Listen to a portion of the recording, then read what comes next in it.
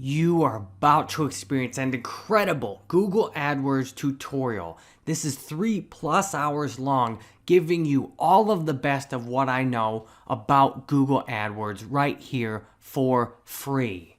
What you can see to begin with is how I make this ad campaign in every detail that has generated over $317,000 in conversions, with the total cost only being $6,700 in ad spend with Google AdWords. And that's not all. I'm going to show you much more than that. I will show you how I'm actually selling my own Udemy courses with my Google AdWords campaigns. I'm grateful I have 28 courses on Udemy, almost 50,000 students, and I show you as I set up this campaign that's selling my courses.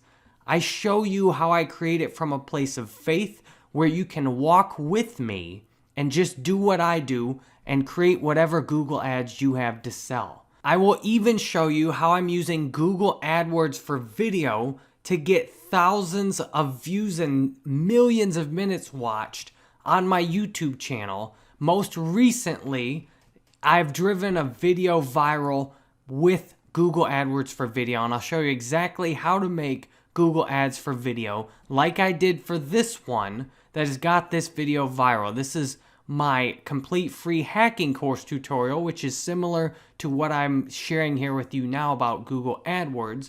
In the video you're watching right now, the interface is the exact same. So you can get all of the links and resources for this video by going down to click Show More.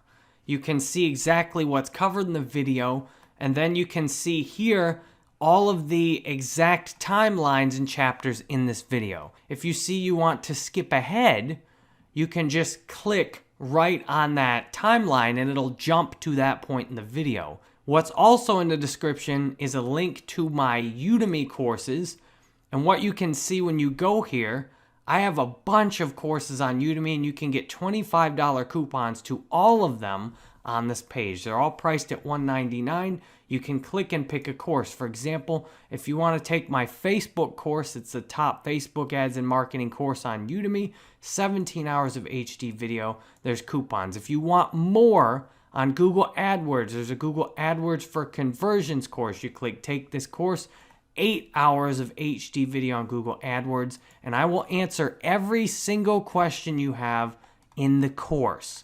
I also have another pay-per-click course with Google AdWords, some of which is included in this video, 7 hours more of HD video in this course.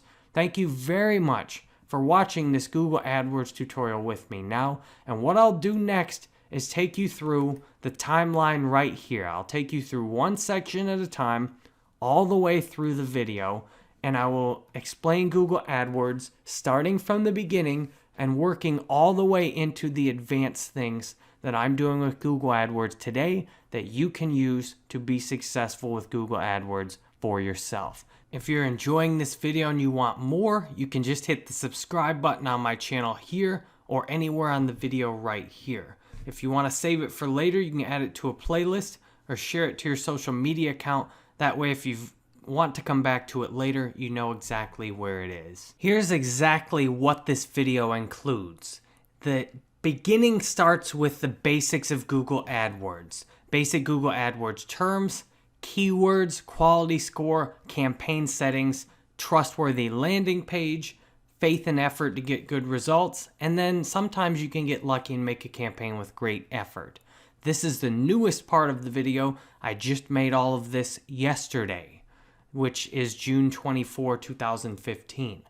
Now, after that, I take you to making those Wall of Coins ads I showed you were so profitable at the very beginning.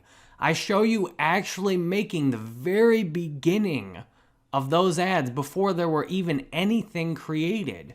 I show you creating the search and display network campaigns, search only and display only, and then I show you how I analyzed his Google AdWords campaigns in order to get them running like what you see now. I show you creating a new campaign based on previous success, and then I show you using ad scheduling and campaign copying with Google AdWords. The next step is then where the heavy lifting comes in and where you can really follow along in doing your own ads. I show you as I make my own Udemy course ads.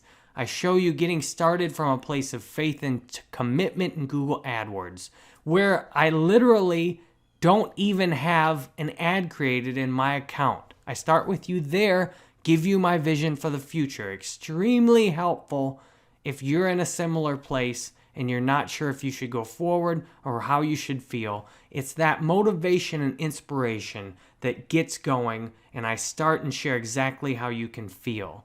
I then show you my relentless focus on conversions in Google AdWords. I don't care ultimately about anything else as long as I'm getting conversions.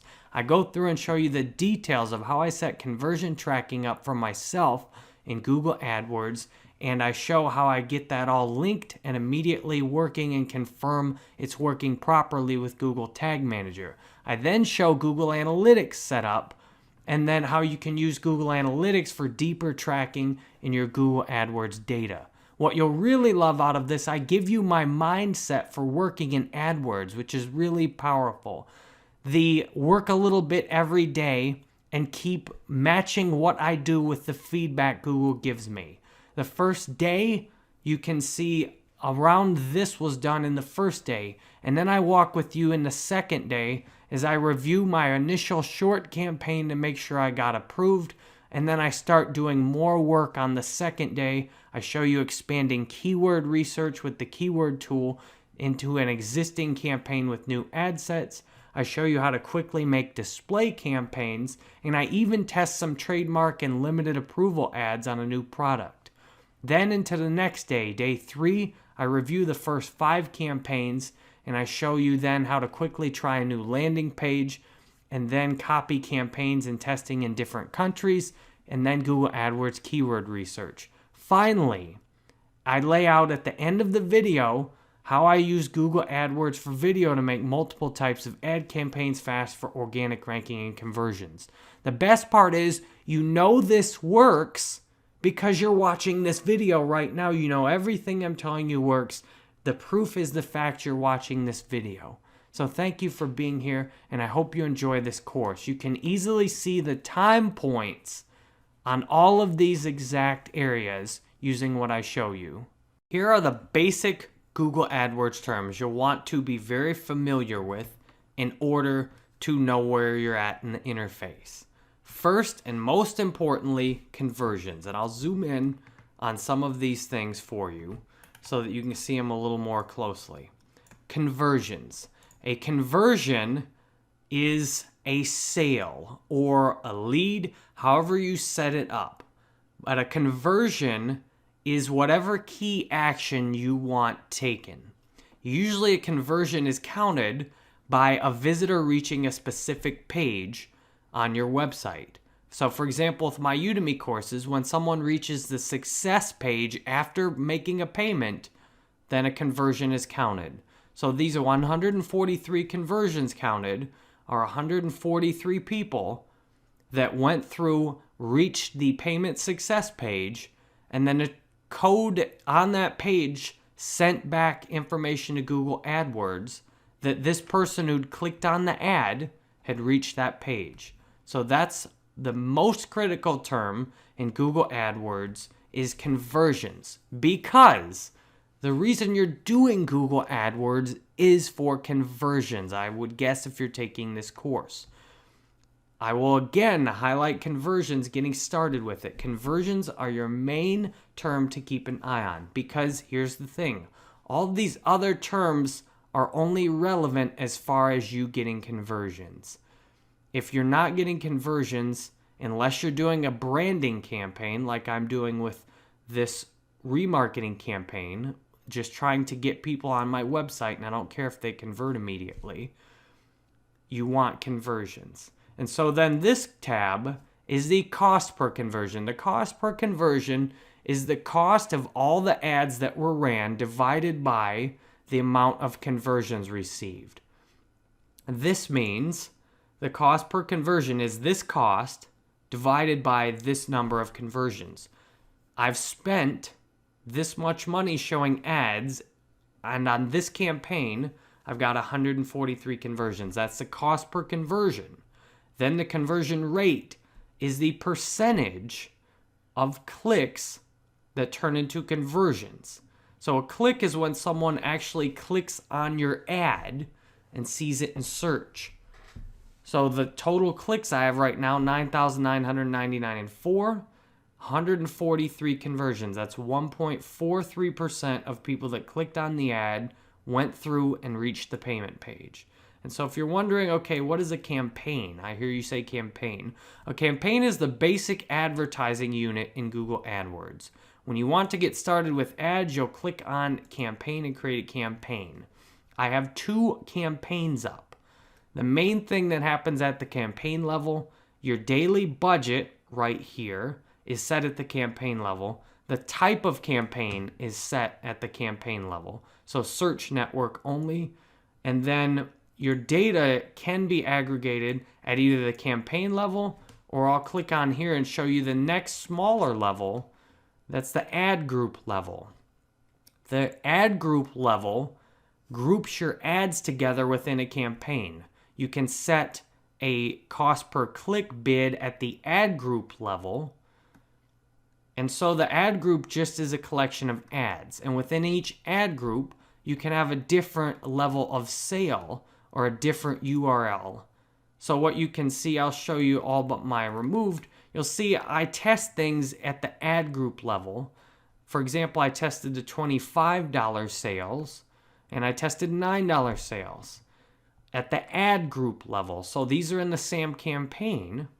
And when I noticed the cost per conversion twice as much and the conversion rate much lower when the price is $25 on the course. So I went with the $9 sales.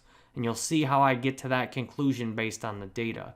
You can control the bid by ad group also. And then the lowest level, I'll go back to only the ad groups I'm running. This green light shows whether it's on. You can have either enabled or paused or deleted.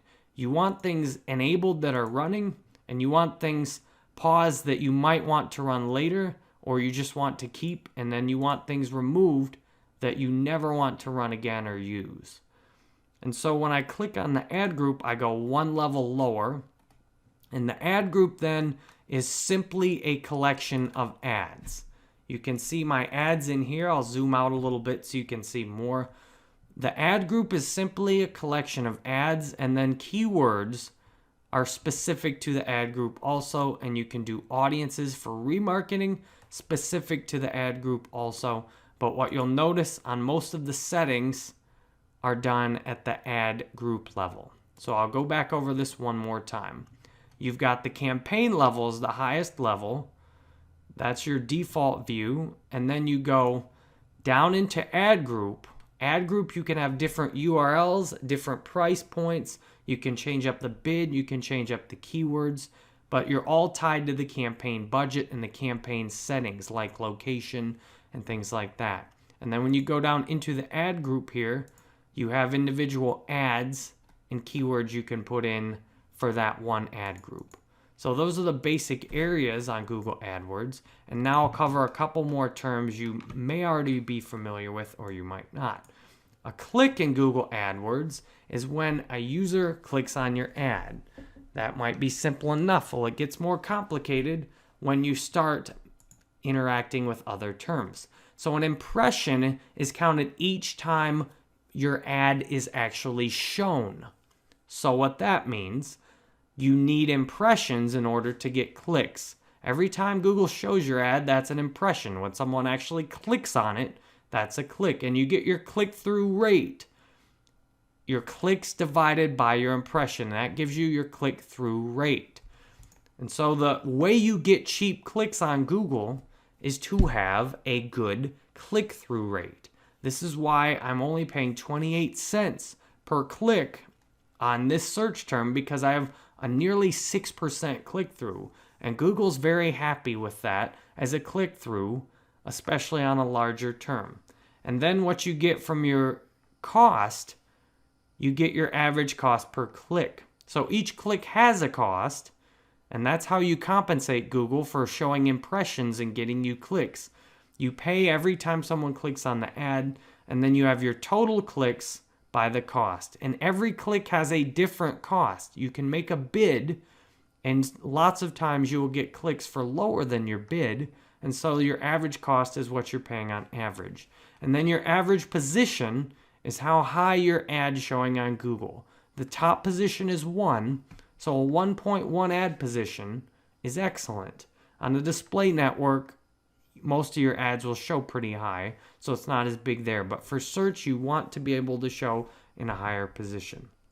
So those are the basic terms that you want to know for Google AdWords moving forward. I will show you some more detailed terms in terms of keywords and settings shortly to help you get more comfortable in the interface here. Most of your settings in Google AdWords that are most critical for getting great results are in your campaign level settings and your bids. So your budget is right here. You can click on it to change your budget each day. And then when you're in the ad set level, so you go below this, then you can change your bid right here. Once you're in the campaign level though, you go back up to campaign. The main opportunity you have to work on getting better results are in the settings. Things like locations, you can set your locations up here and you can see by reports, but then you can also edit your settings and make changes there. So you can see your location reports here. You can see your ad schedule here, see which days your ads are working the best, and you can go into devices and see what kind of results you're getting on various devices. In your all settings, you can click on a campaign right here, and then you can start changing the actual settings. You can set the mobile bid adjustment, and you'll notice I get no conversions on mobile because Udemy has some bug going on right now. So the maximum you can do is minus 90%. Currently, Google's not allowing you a method to exclude devices, so the best you can do is just make a really low bid and take a few clicks. I've only spent $15, not a big deal. And on tablets, I've been paying on tablets. It's a lot more expensive, but again, not a lot of ad spend there, so it's not a huge problem. So I go back to the campaign level settings, and what you can see in all settings. If you don't have all settings enabled, there's an option where you can enable all settings, and you absolutely want that. If you try the simple settings where you don't have all features, if you use standard, then you won't get as many different types of features and reports. So if you don't see all these settings, switch to an all features campaign. This was one of the challenges I found in the beginning of this course even. Switch to all features so then you can see all of these settings. Your location settings are right here, and you'll see I've got a bunch of targets in the countries here based on my data, and I'll show you all that. And I've even excluded California. The data showed it wasn't working. Then you have targeting options here, and you can do people in searching for or show interest. I like to do just in my targeted location and just in my excluded. That way Google doesn't start allowing people in countries that aren't actually from where I've set to search and show ads, because this option does allow that. So you can switch your targeting there. Your languages right here. You only want to target people searching in the right language, obviously. Your bid strategy, you've got lots of different options here. I usually just do manual bid setting with enhanced cost per click. Now, you can do conversion optimizer if you have enough conversions, or you can do a flexible bid strategy if you want to have certain bids at different times of day, etc. And then the daily budget is also shown here. The delivery method, you have standard or accelerated. I usually use standard. There's often your ads will run out of budget very quickly. If you get impatient and want your ads to run during the day you've created them, you can choose accelerated, but it'll show them all at once. You usually won't get as good of results. Here's a critical thing here, ad scheduling. If you have a business or products that only are bought on certain days, or you only want to run the campaign a certain time, you can change the settings right here to do the dates and the ad schedule. Some services like the Bitcoin one I showed you are very much ad scheduled. So the ads are not running in the middle of the night when banks aren't open. And maybe with his new business, he can do that. But ad schedule allows you to turn your ads off at certain times of day and certain days of the week. I always work with ad rotation. Now, I like to rotate my ads evenly and then see which one actually works the best. The default setting is optimized for clicks, and this is usually bad because Google will selfishly optimize only for what gets the most clicks, not for what gets the most conversions. And Google will do a similar thing if you get conversions. Google, as soon as you get one conversion, it will start biasing the ads that way. So I like to rotate evenly 90 days, then optimize. Rotate indefinitely, not recommended necessarily. You can do that if you want. You can run experiments. I don't do that. I don't exclude IPs. I don't do dynamic search ads yet. I don't have any tracking parameters, but those options are there for you. So you've got that all set up here in your campaign settings, and that's what you can see. Gives you the biggest opportunity to improve usually is making location changes and changing those types of settings I just showed you in the campaign. So what I'll do next is show you specifically all about keywords. Keeping in mind that you want to focus on conversions, you might sometimes want to know even more about settings and keywords and more about how your cost per click gets calculated. But remember, the more distracted you get from the main thing of conversions, the more you're liable to make mistakes. With that said, let's go into the Udemy instructor campaign. One of the big factors that decides how much it costs for you to get a click and how high you rank on the term is what's called your keyword score. You look at it right here. You get to it by going to keywords and you go under status and you hover over it. So I've got a 10 out of 10 quality score, and if you'll notice, I did not start at a 10 out of 10 quality score. I worked up to this, and you get that by giving users a very good experience with your ads. That means ads users click on. That means a landing page users don't immediately back out of when they land on it. That means having a landing page that is very relevant to what happens.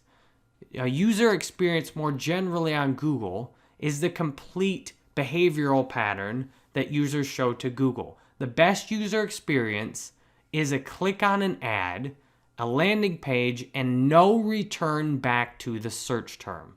So that's how Google calculates all this quality score. The expected click-through rate is based on your existing click-through rate. The ad relevance is related to whether people actually are looking for that ad or not. And that includes whether your keywords are actually in the ad that you're advertising. It can include things like the domain it's on, and it can include things like how often users are clicking on the term at all. So there's lots of things Google can put into ad relevance. The landing page experience is how often users are staying on the page versus backing out of it. So if a user clicks on an ad and backs straight out of it, Google knows they had a bad landing page experience, and that also theoretically can affect your ad relevance. So if people click on your ad but back straight out of the landing page, that's a good click-through rate, but it's low ad relevance, low landing page experience. So what you can see here, I've got a good expected click-through rate, I've got an ad that's relevant, and I've got a landing page that users are likely to spend time on. So that's how you get a good quality score in Google AdWords. And it's better, if you look at this, I had an 8 out of 10. It's better to just use one keyword that has a very high quality score than it is to try and go for a bunch of clicks. But the thing is, you can only start by doing your best with what you have. You may have to work from a low quality score and work your way up. So that's keywords. And now the second factor with keywords is the type of match it is. So if you look at the match, this is an exact match keyword. They must exactly type in Udemy. It must be spelled this way, and it must exactly be in there. The other things you can have are broad match or phrase match, but since this is one word, then I just need the word Udemy in it. If I had two words, an exact match would have to be the phrase typed out exactly. But if I had a phrase match, the phrase could be included anywhere in a bigger search term.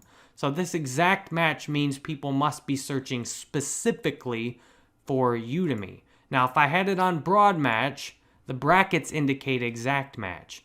This was a broad match keyword, so people could misspell Udemy.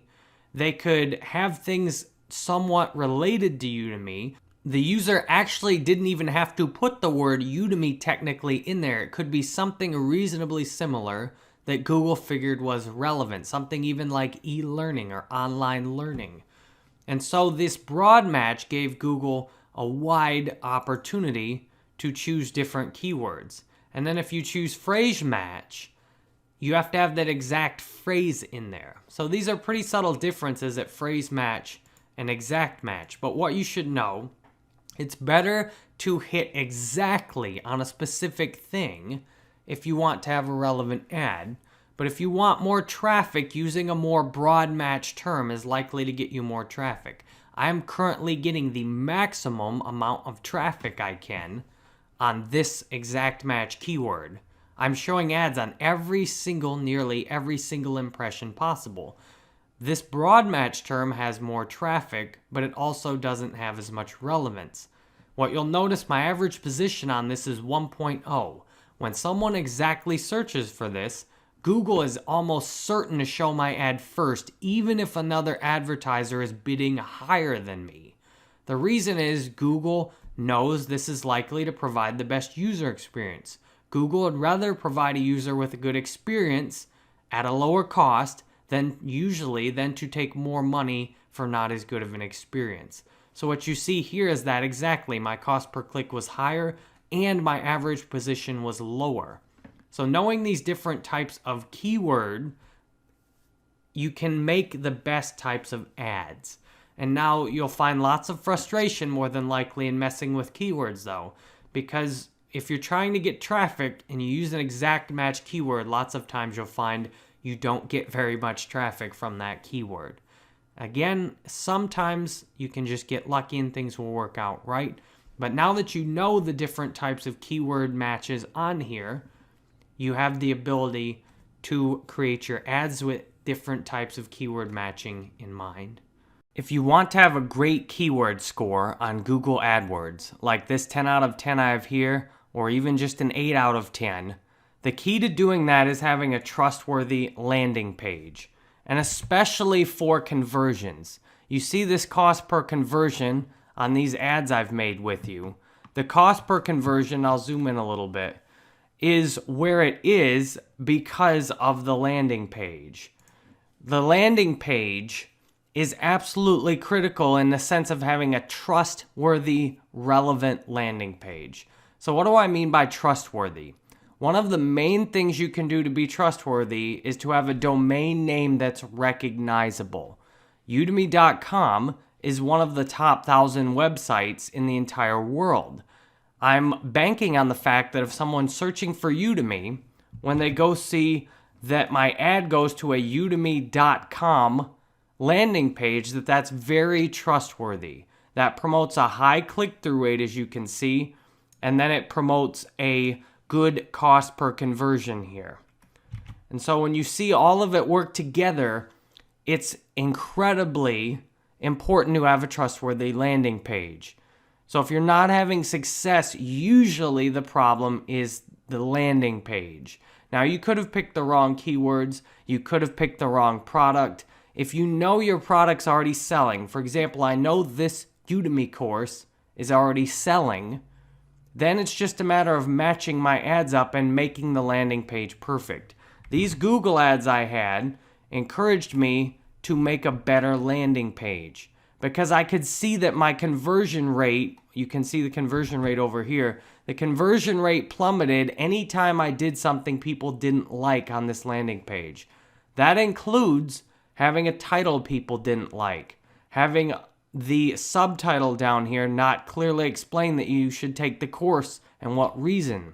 if the reviews weren't good, if the promo video wasn't good, if the description and all of the materials all the way down the page, if all of that didn't come out good, the conversion rate instantly plummeted. With a conversion page like this, everything on the page is all about conversion. And if you have a video, I find video tends to be very helpful. And in the video, I show people taking the call to action right here. I show them clicking take this course and enrolling in the course. That helps to get the conversion rate up. When I had problems with my Google ads, when things weren't running as good, changes I made to the landing page made the most notable and significant increases in the conversion rate. So you might feel kind of helpless lots of times in the actual Google AdWords interface, looking at it saying, why aren't my ads working? Most of the work you can do to get your ads working better, to get a higher keyword score, is on the landing page. A few things that will make it harder. If you use a domain that is not recognizable, which often could be your own domain, it's harder to have a trustworthy landing page. The simple fact that people have never been there before. Udemy.com works good because it's trustworthy. If you don't have a domain name that's recognizable, sometimes doing things like putting it on a recognizable domain somewhere can help you get a lot better result. And this goes all the way back to the product too. This is on Udemy. So I'm doing ads for a Udemy audience, and then the product's on Udemy.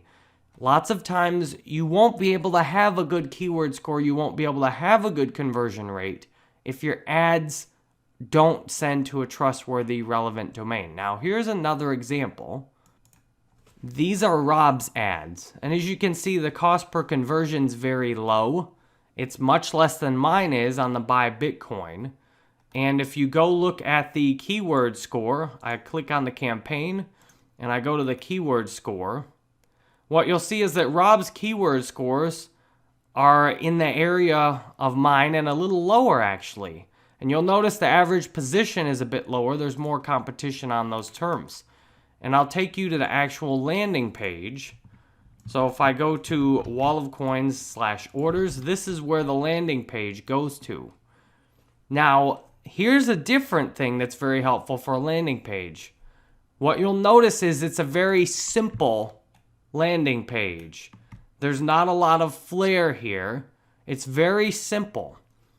And what you've noticed now is that they have chat. And the chat on the page is where you can really make up for having a landing page that's not recognizable. So wallofcoins.com, most of the people searching have likely never been there. But when you have something like chat, it encourages people to talk with you, especially if they look at this and say, I'm not sure.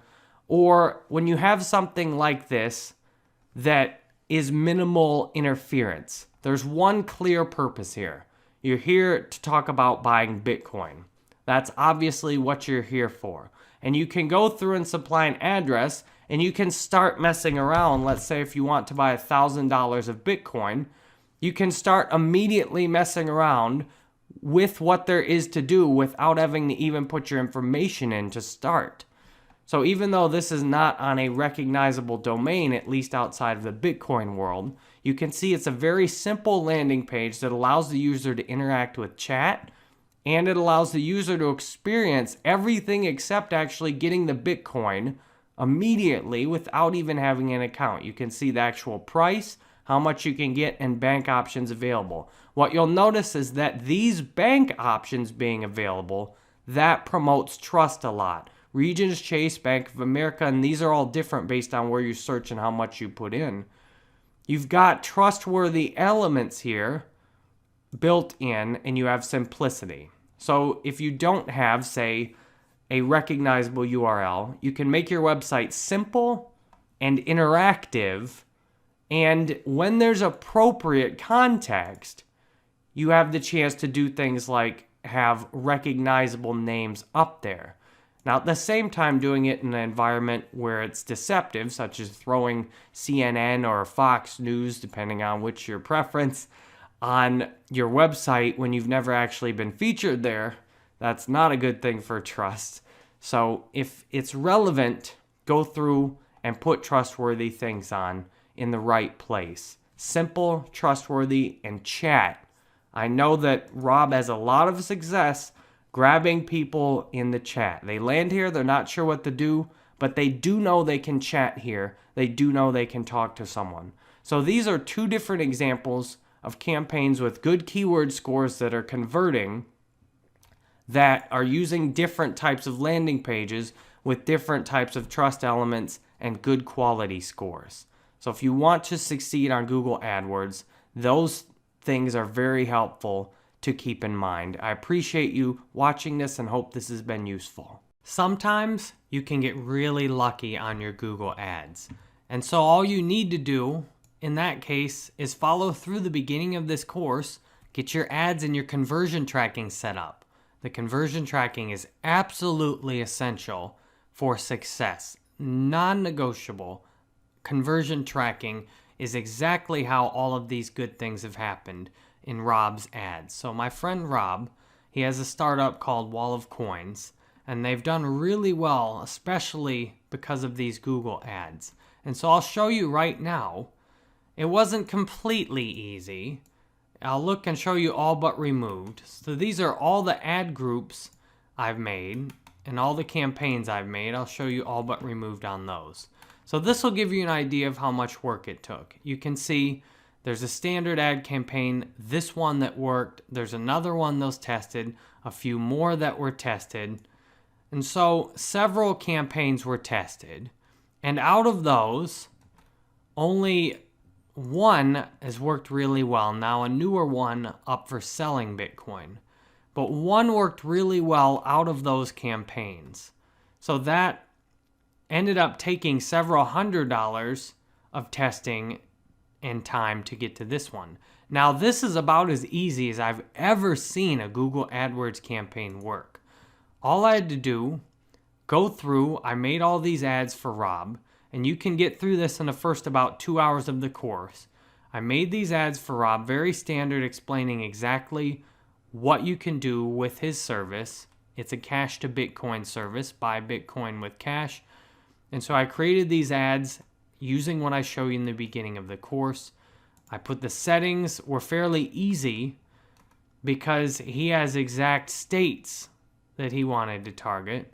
So the states are all set up, and you can see all of the US and then some specific states targeted also, which is a bit unnecessary, but and then AdWords setting the bids automatically, enhanced CPC to try and bid higher.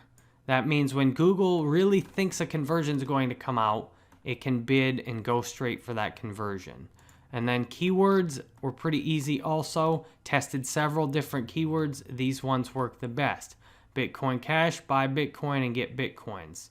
You can see the keyword scores are all functioning 8 out of 10 or 7 out of 10, which is good.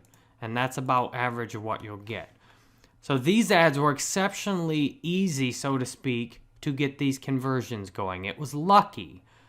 The keywords, not that competitive, although you can see the average position is 3.4 and 87 cents per click. But what's amazing, the conversion rate, Google seems to know who's likely to convert based on the data that Google has now. So Google does a good job grabbing the clicks out of the impressions that are likely to convert. And that helps with enhanced CPC. The ads didn't take a lot of different work. You can see there's a few ads that were paused, but not that many ads that were paused. And so if I show you all enabled, these are all the ads running on all the campaigns. Not a ton of ads running. So it wasn't that challenging. It was just fairly straightforward setting it up. But please note one thing. This is largely determined by the product. Rob has a service to convert Bitcoin to cash. Very trendy product. Lots of available search term traffic. You can see 300,000 impressions. If I compare that to mine, only 166,000 impressions on mine. So you can see there's lots of traffic on this. And here's the thing though. This is all determined by what Rob's company has to offer. So if you pick the right product, your ads are liable to be very easy. So what I'm saying is, great ad campaigns are almost totally determined by the product, not by the work you do in Google AdWords. And what you'll notice, I try a lot of my different Udemy courses in order to get the best one that converts. And so if you have multiple products, trying multiple products is the easiest way to find which ones convert for you and to make a great Google AdWords campaign. One of the main things I see people struggling with, they're determined a product is going to sell. And I hope by showing you this, it makes the point very clear. If the product's good, it will sell with very little work. If the product's bad, it doesn't matter how much work you put into it, it will not sell. So I hope by showing you this is useful for getting started, and I appreciate you being here with me in the course. It usually takes faith and consistent effort to get great results. The rest of this course walks you through how I've made all of my ads in every step of the way, taking you from here. I'll zoom in a little bit so you can see this better. Taking you from right here, March 9th, where I had no ads running, and then I start making the ads here, March 16th, March 23rd, and I take you through this journey of making all these ads. And so what you can see is this takes patience and faith and consistent effort. What I did is the first few weeks here, I worked almost every day on my Google ads. Then around here, I started working every other day, every third day, and even here then about once a week. And then you can see all of that progress throughout the course. So the main thing that gets me, at least in my past, in trouble doing ads was impatience. So from the beginning, see how long this took me to get going. It took several weeks before I got up to around 800 clicks in a 1 week, as now I'm having, and now with my display ads, I'm going much past that. But in order to get up to around here where everything's going good, it took weeks of getting things worked out, waiting for feedback from Google AdWords. So if you'll work a little bit every day getting started, you'll get the best return on your time and energy. Anywhere from 10 minutes to an hour, every day, you'll give Google AdWords time to give you feedback on what you're doing. Because you'll see I start from having nothing. And what it takes, it's this constant feedback process. I do something, Google AdWords gives me feedback. I do something, Google AdWords gives me feedback. I do something, Google AdWords gives me feedback. I'm still working this same approach on my display ad campaign. I started this off, I made one ad one day to make sure the URL got approved and the basic thing got approved. Then I went along and made a bunch more ads, and now I'm continuing to make a bunch more ads in this one ad set before I scale it up and start doing more types of audiences and more types of remarketing. So I'm still doing that today. It's the one day at a time, do a little bit every day. That's fantastically powerful. And it's drastically different. When I used to do ads online for the first couple years, I wanted to do everything all at once. I was very impatient. It felt like so much of a challenge to wait for results. So what you'll see, follow along with me, work at the same pace I do, and everything will turn out as it should for your Google AdWords. You may get better results than me. You may get the same. You may not get as good of results than me. All that depends on exactly what you're doing, exactly what products you have to offer. So just do the best with what you have. Thank you for watching this and being here, and I appreciate every minute you spend with me in this course. Thank you very much for watching the first several sections of this tutorial. You just completed getting started with Google AdWords. You just went through all the basic terms and keywords and getting started things that'll help you get a strong start and get to learn more in Google AdWords. This section you just watched is a free preview from my Google AdWords for Conversions course on jerrybanfield.com/Udemy. All you do is find the Google AdWords conversions and you can get a $25 coupon and you can take this course. Click right there on the blue button, take this course, and you can get lifetime access. What you get is more than 8 hours of HD video in this course, along with the ability to ask me any question you want to. I will answer every single question you post and ask in the Google AdWords course. I'm in there, and you can count on me to consistently update and add new lectures to this course. You've just seen, I'll scroll down and show you, this first section. The videos right here are the first section of the video you've just watched. So you can then get the rest of the course, all of these sections down here. You can then get that with the coupon on jerrybanfield.com/Udemy for the Google AdWords course. Thank you for watching. The next part of this now shows you how I make Rob's Wall of Coin ads from scratch, from the very beginning, before any of them were made, and show you what I do in order to get them to what you see now. On Google AdWords, you want to make campaigns that will drive the best conversions, but also get the lowest cost per keyword and get the best click-through rates. The best way I know how to do this is to create several campaign ad sets and do my best to try and make the ad so that I can guarantee to find an ideal solution. So here's my basic plan.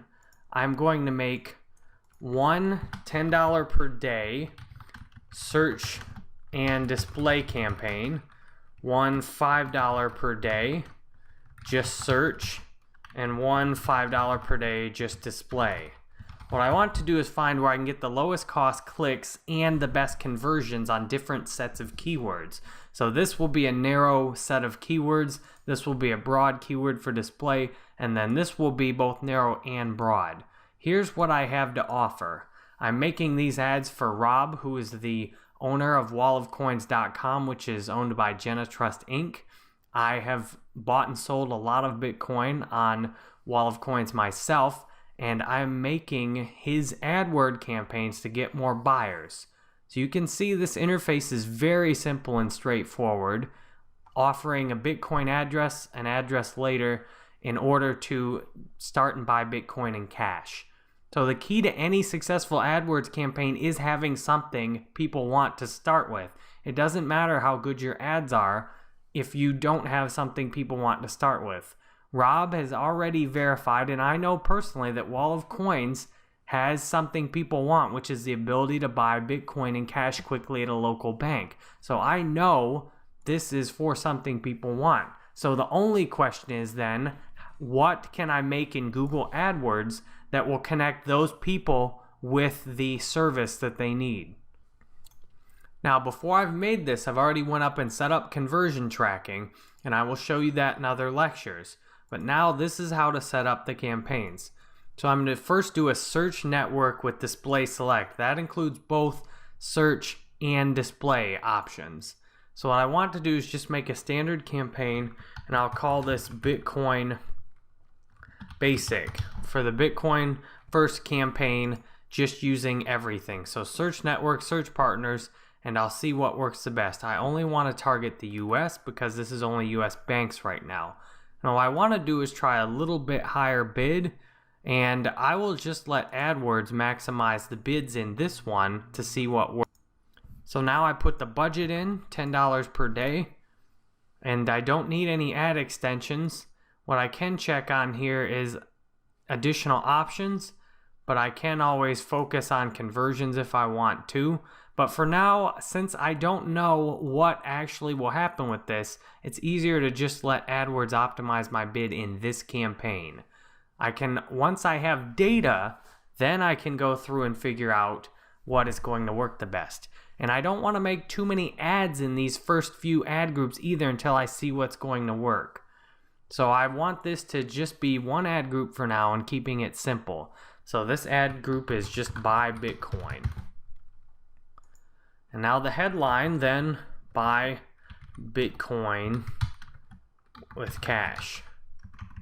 And I want to actually buy Bitcoins with cash, and then explain clearly what Rob's offering to do. So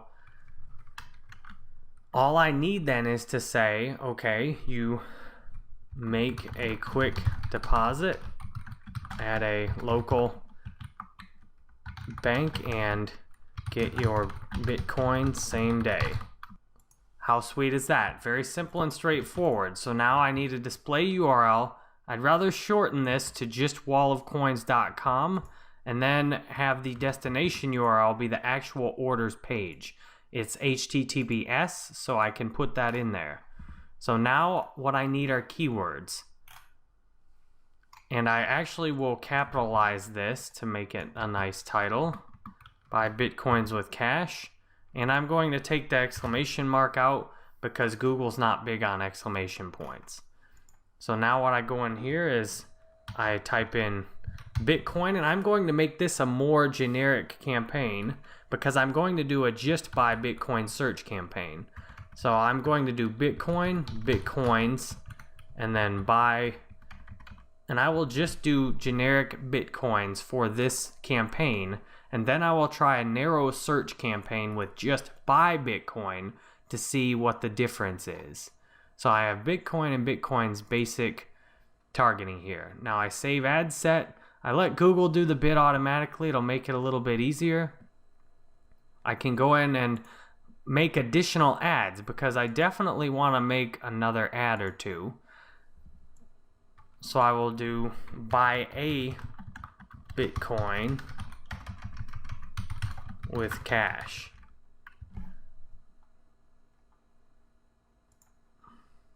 So there, now I've got that. Buy Bitcoin with cash, buy Bitcoins with cash, depending on how people want to put it. Then I can copy and edit.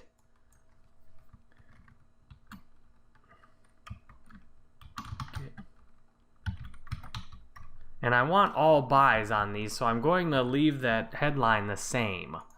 And so you can see this is the actual speed I'm making these because this is a hands-on tutorial. This is how you are actually going to run through it. So if you can see how I'm actually doing it instead of a lofty lecture, and I will give you some lofty lectures too. But if you can see how I'm actually doing it, it can help you be the most effective. Okay, so you see here I've made an ad in a different format. Step 1, local bank deposit. Step 2, get your Bitcoin same day. And what I can do now is just take the title. So I don't know whether buy Bitcoin with cash or buy a Bitcoin with cash will work better. What I can do is copy this title, and then for this second format, I paste this new title in right there. So I now have the same thing, and then I can just, if I want to, I can then quickly edit and make a new ad and do the exact same thing. So there you can see I went and did the same thing again with another new headline, and what I want to do then is just copy this over, edit, and try a new headline on it. So there, I've got 6 basic ads, and for now, that's good enough to start with. Because, first of all, the website in the ad has not been approved yet. It's always a good idea to not do too much work until when you're making ads for a new website, to make sure the ad gets approved, make sure the keywords go through, because it's got to be reviewed. So I start off simple, and then I try and improve consistently. So now I have my first $10 a day campaign up. So in the next lecture, I will show you then making a search-only campaign and a display-only campaign. In this lecture, I'm going to show you how to make a quick search-only campaign and a display-only campaign. With getting started, it's important to just work quickly because Google AdWords can be overwhelming. There's a lot of things you can do in it, but until you know exactly what you need to do, you want to just put in a little work all the time. So this is how you make a quick search campaign. You go here, search network only, type in a campaign name, which I'm going to call Buy Bitcoin. Scroll down here, I will go ahead and include search partners. I want US only. And I'm going to allow AdWords to bid for me because at this point, I don't know what a good bid is. I don't know hardly anything about this actual group of ads. So that's why I do just $5 a day. I quickly take and grab the landing page from right here, drop it down right here, and then I go make the ad group name. And now what I can do in here is find keywords. So I only want to do keywords in here that include buy Bitcoin or buy Bitcoins. And then I can get more ideas from that at some point. So I can go in here and put buy Bitcoin. There, want Bitcoin might be good. Bitcoins quickly. And check out and see what other keywords there are here. You can see there's very low amounts of searches. So I could even say get Bitcoin. And that's a good one too. Buy BTC. And then that's a great actual ad title. You can buy Bitcoins with cash. So all of these keywords are a very narrow search set of keywords. So now I continue to ads. Now how cool is that? Buy Bitcoins with cash, make a deposit at your local bank, and get your Bitcoin today. How cool is that? Real quick, simple search ad. I can hit review campaign, save and finish. And that's a good point right there. Violated the punctuation. Google does not like exclamation points. There, all I do is take out the exclamation point. That saves me from getting an ad disapproval. And there, now I've got all these set up. So the ads, that's a real quick way to create a search ad campaign. And real quickly, it might be nice to make one extra ad. And I can put buy a Bitcoin with cash. And then I can also put something like turn your cash to Bitcoin. There, now I've got 3 different ads. I've got several keywords. This is a search only campaign, and I have no generic terms here. These are all 2 keyword terms, which will help with getting focus. So now I've went through, I've got 2 campaigns. I've got a basic one, which will show display and search ads on more generic terms, and I have a search ad campaign right here that just shows on exactly what I need. Now I make a display network only. So now I go display network only, US, $5 a day on this one. And I check the options here, and I only want to show these during business hours because the banks need to be open so that people can make this ad. So the time zone looks like Central. So I'm going to go 9 a.m. And I don't want to show the ads on Sunday. 9 a.m. and I will go 6 p.m. because that covers, I want to cover the East Coast too, so I will go up to 9 p.m. But more than likely people are going to need time, so I'm going to 7 p.m. I just want people to see these ads in the middle of the day while they have time. And I can go through and change these options on my other campaigns too. And then I want to optimize for conversions. And then I want an impression cap too. I just want 1 ad impression per day. I don't want people to get barraged with them. So then I save and continue. So I'll put my enhanced cost per click bid. I think $1 should be good. I want display keywords, and now I start putting in Bitcoin keywords. And I want related keywords, so I'll type in Bitcoin, find related keywords, and go down here and see what it suggests. So all of these are different ideas it has. So Bitcoin exchange, and then I can just put Bitcoins, BTC, and put those keywords all in there too. So there, now I've put several search terms in that will determine what actually displays. And now I make a basic ad. I can skip ad creation though. And now what I can do is I can see if I can actually copy these ads and then go into here and paste these ads. Because what I don't want to do is have to create all those ads again. So I've got all the ads already done in one campaign. There we go. I created 6 new ads immediately. And if I like some of my Bitcoin search ads, I can just copy those two. I can go put them in here and paste.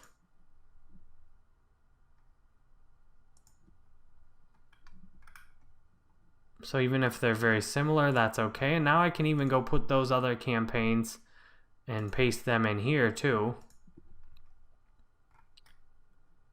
And these come in with search network with display select on here, but in this campaign they come in just like that. So now you can see these original ads got approved and are showing already.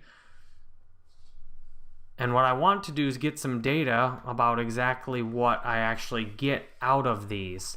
So before I put too much effort into making a lot more ads, I want to see what kind of conversions I get especially, but I also want to see exactly how much my clicks cost, which keywords work the best, and get data about what I'm doing before I dump a bunch more time in. Like on this Bitcoin Basic, it's doing search and it's doing display. It's got basic keywords only. So I've set up 3 different campaigns, 3 different settings, same basic service. And what I want to do is see which actually gets the best in conversions. And then when I see which does do that, then I can make improvements. So I will show you the improvements I make over time as I set these up. In order to get enough data for these, what I'm doing now is letting these run for the near future and see what kind of return, most importantly, Rob gets and how many new buys he gets on his website. So these are done now, and I will follow up with you on how they perform and what I do next to make even better search campaigns and display campaigns on Google. So thank you for watching this lecture, and I hope it's been helpful. With Google AdWords, analyzing your data and building out new campaigns to improve on what's working is critical for getting success in keeping your conversions lower. So I showed you the basic 2 campaigns I built on Rob's ad accounts here, and you can see all of the data now. What we've been working to do is slowly scale this up. The problem is if you simply increase the budget, then the average cost per click's going to go up too. What you want ideally is smaller budget campaigns that are functioning exceptionally well. And you can do that through good data analysis. So one thing Robert wanted to do was target areas specifically where there are regions banks. So I made a campaign in just areas and cities with regions banks, and I just copied the Buy Bitcoin campaign and then targeted it by city instead of targeting it to all US. But here's what the data shows. The data shows even though this ad is showing an average position of 1.8, even though the ad's showing higher, the cost per conversion is way more. So that's all time. But look at this now. On the last 7 days, it's even worse. So there's been 6 conversions total. This campaign needs to be paused. Now you can also go after one-time opportunities, and Bitstamp went down, so I made a campaign for Rob for Bitstamp. This didn't work at all. You can see the importance of conversion tracking, because absent of conversion tracking, the cost per click, the click-through rate, all start to become important along with the average position. But if you don't get actual conversions, it's meaningless. So look at the Bitstamp one, for example. The clicks were expensive, the position was high, and no conversions. Well, the Bitcoin display one got a lot of clicks at a low cost per click, no conversions. The Bitcoin regions got decent cost per click, a very high position, and more expensive conversions. So what we want to do now is figure out what is working the best and how can we zoom in on that. How can we do more of what's working really well? So what we want to look at on this campaign is where is the actual ad spend going? So the ad spend is going into both the display network and the search network on this. And the challenge with that is the display network has never converted once. The Google Display Network shows in places like Gmail and on AdSense websites. This campaign has spent $57 on the Google Display Network, 0 conversions. This often happens on Google, especially if you have a very niche product or service. The display network may not work at all for it. And that's why it's critical to isolate the display network and search network, especially in the reporting. So the simple solution for this might be to just turn this ad set off and try and expand on it. However, Rob is getting conversions out of this campaign for under $10 each and $7.54 out of the search. So it's not necessarily something that should just be turned off because it is working pretty well. What we want to find is what is actually working the best. So on the Bitcoin keyword, those conversions are coming out for $7.31, and then Bitcoins are coming out more expensive. So it looks like people searching for Bitcoin generally are more likely to be converting. Now here's the thing. Given this campaign in the last few weeks has only produced 4 conversions at an average of $14 each, compared to the other one, this one might just be worth pausing. Even though the cost per conversion over time's been pretty good, it's not producing at the same level the other one is. So this is enough data. The conversions are costing 50% more in this campaign. But the challenge is this campaign's also accounted for 25 of the conversions. So to continue analyzing before pausing the other one, let's take a look at this one. You can see this has no display network in it at all. And here's the keywords. So the keywords in this that are working best are Bitcoin Cash. When people are searching for Bitcoin Cash, there's a 21% conversion rate. That's sick. That is amazing. And the cost per conversion is only $3.14 then. Let's look at the last 7 days. And you'll see it actually goes down to $2 as Google has figured out how good this is working too. The ad position's way higher. So it looks like what I want to do is make a new campaign with just Bitcoin Cash and pause the other ones. So what I am going to do for this campaign to help it run a little better, now Google is already trying to get the most conversions, but it's still showing ads on these other keywords. If you look at the last 7 days, Google is still trying these other keywords to see if it can get a conversion. But you want to do enough data so that you've got good results on it. So looking at all time, 300 and some odd impressions on these, thousands on here, no conversions, all these might as well be paused in this campaign. And interestingly, the buy Bitcoin Cash has not worked good at all, with only 6 clicks and no conversions. It's strange that the buy Bitcoin Cash did not work, but the just Bitcoin Cash keyword does work. Now looking at these then, you have get Bitcoin, get Bitcoins, Bitcoin Cash, and buy Bitcoin. These have actually got some conversions, but the conversion rate's a lot lower, and it appears that this campaign would be best to just focus on these terms that are working better. The trick is, buy Bitcoin is still working really well in this campaign. Now let's check the last, maybe even 14 days and see what we're looking at. So get Bitcoin hasn't done anything in the last 14 days. Now get Bitcoins has done pretty well in the last 14 days with 4 conversions at $5.91. So it's worth looking at all of these different breakdowns of the data to try and see, okay, so how is this actually working out? Over the last 30 days, Get Bitcoins is not doing as good. So what I'm going to do is just pause Get Bitcoin and leave these other 3 running. Since they are working, I don't necessarily want to turn them off, but what I can do is just create a separate ad set to scale this out. So I can create another ad group here, or I can make an entirely new campaign to add to what I'm already doing. So that will be the next step, is to use this data analysis I've went through right here with you. Use this data analysis to show what to do next. So I've just turned off a significant portion of the ads, and based on the data, I'm going to turn this campaign off altogether because the cost per conversion is higher on it, and I want to be able to focus all of Rob's budget through what is working the best. And I'm going to do that in creating this next group of campaigns.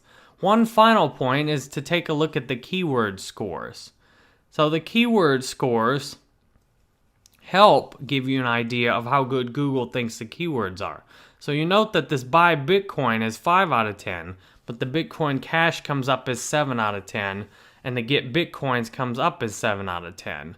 And some of these keywords that didn't work had lower keyword scores, but overall the keyword scores are all decent. What you want to do to get the lowest rate is to be running ads through the highest keyword scores all the time.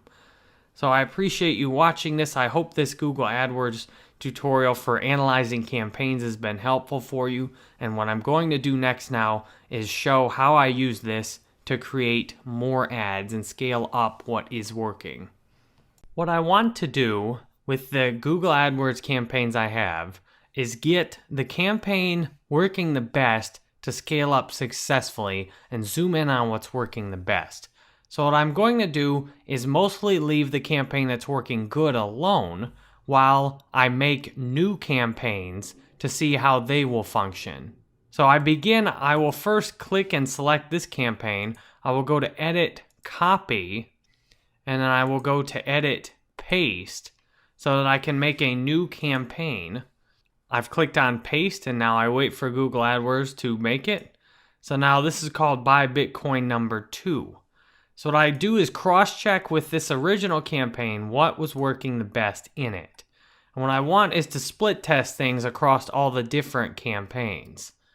So here I've got 3 keywords that were working the best. What I want to do is just do the keyword working the best in the new one. So I'll go up here to All Online Campaigns. And in Buy Bitcoin 2, now I'm going to zoom in on just the keywords that were working the best. I will delete all the other keywords except Bitcoin Cash. So I go up there and I hit remove. So now I only have a Bitcoin Cash campaign. So now I will rename this campaign to Bitcoin Cash so that I remember what I'm doing in it. So now this is a Bitcoin Cash campaign. Now I take a look at the ads. What I really need to know is which ads were working the best in this campaign. So I can do that up here, and I can actually look at all the ads at once and then see which had the lowest cost per conversion. So if I scroll down to the bottom, this one seems to have had the lowest cost per conversion by a Bitcoin the Cash. But I don't know if I want to write it just like that. This one has had a lot of conversions, but this one has the highest conversion percentage, and it was in the Buy Bitcoin search campaign. So if I click on this, it's in the campaign that's working the best. So what I can do is also look at which is working the best in the last 7 days. So in the last 7 days, Buy Bitcoins with Cash has been what Google's been using. And I compare that with all time then. Buy Bitcoins with Cash. So both of these are working. So what I can do is go over into my other campaign. And what I know that I can remove the Cash to Bitcoin today because that's not converting. So all I need to do is go here, edit, and remove. And when I'm just starting a campaign, I'd rather remove so that I don't have any of the data in there at all. Now, if this campaign had been running like you saw in my last campaign analysis, then I just paused. So that way I still have the data there. But when the campaign's new, then I want to remove it altogether. So what I can do now, since this is on the Bitcoin Cash keyword, I can try some different phrasing because I'm not tied to the buy Bitcoin keyword anymore. So what I want to do is copy and edit. That copies a new ad and allows me to go in straight to edit. So now what I can do is try changing the title especially, because I don't know what people are searching with on Bitcoin to cash. But what I can do, I can come over and use a keyword tool I've got to try and guess what people are searching for. So I go to this keywordtool.io and I put in Bitcoin Cash. And I'll see if I can find what people are searching for related to Bitcoin Cash. So here's one thing that might be good. Bitcoin Cash Deposit. Bitcoin Cash Deposit. Make a deposit at your local bank and get your Bitcoin today. Really cool, right? So there, that matches with, and of course, I like to use exclamation points, but Google's not big on exclamation points. So there's a Bitcoin Cash Deposit, and then see what other terms there are here. Bitcoin Deposit Walmart, that's interesting, I didn't even know that. Bitcoin Anonymous Cash, Bitcoin ATM Cash Out, these might be good caching of Bitcoin. So using this keyword tool helps give a good idea of what people might actually be searching for. Bitcoin Cash Bank Deposit, a very good exact term I can use. So what I can do is copy another ad and edit, and then I can go Bitcoin Cash Bank Deposit. And I can capitalize all of these. And I can always copy and make more versions of these same ads then. So that's what's sweet about combining these tools like this, is you can then change up the ads without having to get creative. You just see what people are actually searching for. So now in this one, I put Bitcoin for cash, and I'll try adding today. Bitcoin for cash today. And of course, the exclamation point again is an issue for me. And scrolling down through here, are there more options? Bitcoin, how to get cash. There's so many good options. Bitcoin into cash. And now that's another good one I can put. Change Bitcoin into cash. Another good wording. And what Google will do is run all of these ads and test out exactly how they work the best. So all I have to do is just try out these different versions of these ads, and then Google will figure out which one actually works the best. Again, another copy and edit. I drop Bitcoin local cash deposit. Now you can see I'm out of space here. So since I'm out of space here, all I do is just shorten it, Bitcoin local cash, and let it go. Because I don't know which of these will work the best, but I want to give Google as many options as possible. Now, I probably don't want to get cute and put Bitcoin money laundering or anything like that, but I want to continue with as many of these terms as possible, because if this is what people are searching for example, Bitcoin cash out, a very good phrase that might work or it might not. So what I can do is try this, Bitcoin cash out, and then I can also try and copy it with local Bitcoin cash out. And I can even do Bitcoin cash out local.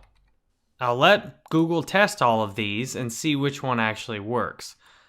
So you get the idea here. I've got a very narrow keyword on this. I've got one exact keyword, and then I go through and make a bunch of different ads so that Google can figure out which ad converts the best and then run that ad more often. Now, I've made an exact duplicate of the previous campaign I was running, so it's got the same settings in terms of location and timing. I know that's working, but what I want to do is test some different location and timing options. So to expand, I will show you what I can do to expand on what's already working even farther. So I've shown you how to make a new ad campaign based on what's working using keywords and new ad types. Well, now I'll show you how to expand on that by testing out some different possibilities like different location and different timing. So you saw I just made a new campaign, and what I want to do now is mix and match a little bit. I want to combine some of what's working about this campaign with some of what I'm testing on this campaign and see, will the new ads work better than the ads I had in the other campaign? And I'd also like to test with a more narrow time schedule. So I can do that with another campaign. So what I'm going to do is copy this campaign like I showed you how to copy one before. And then I go to paste this campaign. And I'll show you how to do some more functions that are helpful for quickly reproducing the work you've already done. So I don't obviously want to go through and make all those ads again, right? So what I do is I select all these ads like this. And I can copy all these ads. So I copy. And then I go up to the new campaign I made. I go to this campaign. And I go to ads. And now I can paste all those ads I made in that last campaign into the new ads. So in order to do that, I have to actually go into the ad group first. So there, now I went into the ad group, and now I can paste the ads within the ad group. So I've copied all the ads there, and it actually created duplicates, so normally you might not want to check that one. So I'll erase these two duplicates, remove, because they're already in the campaign. So now I've got all of these different ads in this campaign, and I've got the keywords that I'm using in the first campaign. So I want to keep those 3 keywords. I'll remove the other ones. So I've got those 3 keywords that are proven to work, and I've got all the new ads I made. So what I want to do in order to change the ad schedule up, I want to try letting this one run on a different ad schedule and see what works the best. So in looking at the cost per conversion, I'm sorting all my ad cost per conversion. The best cost per conversion I have is on the buy Bitcoin on the 9 a.m. to 7 p.m. conversion window on Tuesday. That seems to be working really well for some reason. I've got 9 conversions on Tuesdays.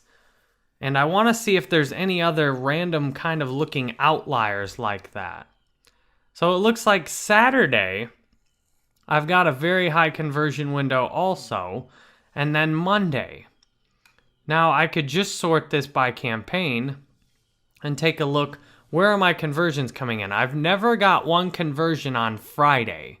So it looks like I probably don't want to do anything on Friday. Thursday's not looking very good either on Bitcoin Basic, but the main one I've used successfully is buy Bitcoin. So let's cross-reference it with that. So Friday does not look like it works good usually, and Wednesday has not been working good either. So what I want to do is try one just on Tuesday, because for some reason I'm getting an unusually high percentage of conversions on Tuesday. And what I can do is narrow the times down a little more, or I could even expand them because it's just one day. So I want to try one just on Tuesday and Saturday. And actually, I could just run this one on Monday and Thursday also. So I could just take out the days when it's converting the worst, which is Friday and Wednesday. I could take that out. And that'll allow me to see if there's certain days of the week people tend to be more in the mood to buy. So I just looked at the recent data. You can see I got 4 conversions on one Saturday, and then I got 1 on Tuesday and 1 on Wednesday and 3 on Monday. So it looks like Thursday and Friday are often days where people aren't buying as much. Now this just could be a coincidence, but some of these coincidences can produce very powerful results for getting better conversions at a lower cost. So what I want to do is run one of these without Friday and change the schedule a little bit. So what I want to do is remove all the existing scheduling and then put a new schedule in. So that's the main thing I'm going to test on this new campaign, is to remove the selected ad schedules on the new campaign I made and then add a new schedule on the new campaign. So I've done that. I'm up here on all online campaigns setting ad schedules. Now I create a custom ad schedule, and what I want is what's been working. And I've noticed there haven't been a lot of buys 2 hours before, so I'm going to start the ads at 10 a.m. and run them. There haven't been a lot of buys after 5 p.m. So I want to try and zoom in on the most successful hours. And then what I want to is make individual days on this. So I'm going to do Monday, and note that it makes you have to go through and do this individually. So then I will do Tuesday, 10 a.m. to 5 p.m., same thing. And then Wednesday, 10 a.m. to 5 p.m. And I'll zoom forward through doing all this so you don't have to watch each day. So you can see what I've created now. I've got a new ad schedule for this campaign where the ads don't run on Friday or Sunday like they haven't been running Sunday. And now what they do is they run in a little more narrow window based on the conversion data I've had. And then I can put them in. I click save, and now I can test out the new ads and the new ad schedule in this new campaign. So what I want to see is, will this ad schedule remove the high cost conversions I've been getting on Friday? Because if you look by date and time, Friday in every single campaign seems to be the worst. And then the other days tend to perform better consistently, with some days not working well in some campaigns. But Friday consistently looks to be the worst day. No one wants to buy Bitcoin on Friday. So getting that deep into your campaigns can be very helpful with improving. So now I've got a buy Bitcoin 2, and I want to put this on the schedule. So minus Friday, that's the basic change, and then plus cash ads. So that way when I look at this campaign, I know, okay, this is a buy Bitcoin 1 minus Friday plus cash ads. So then I don't have to remember every time exactly what I did. So I hope this campaign creation has been helpful for you to see some of the ways you can scale up in Google AdWords without just blindly increasing the budget. Thank you for watching this, and I hope it's been helpful for you. Thank you very much for watching the second section of this course, where I show you creating WOB's Wall of Coin ads from the very beginning, showing search and display network campaigns from the very beginning, search and display only campaigns, analyzing Google AdWords campaigns, making new campaigns, and ad scheduling. That part of the video that you just watched is a free preview from my pay-per-click course. If you view all of my Udemy courses at jerrybanfield.com/Udemy, and you scroll down to the pay-per-click with Google AdWords and Facebook advertising and YouTube ads, you can see this course on Udemy. This course is really good if you want to try different kinds of pay-per-click ads, because it includes not just Google AdWords, but it includes strategies, how to get people to promote you for free with their pay-per-click ads, and then it shows the exact videos you've seen here for now. I will be adding more into the course by the time you watch this. Then it shows YouTube ads, Facebook ads, Twitter ads, LinkedIn ads, and then even mobile advertising and pay-per-click advertising strategies for business, where you can get tips, tricks, and clients based on my experience getting hundreds of pay-per-click ads clients.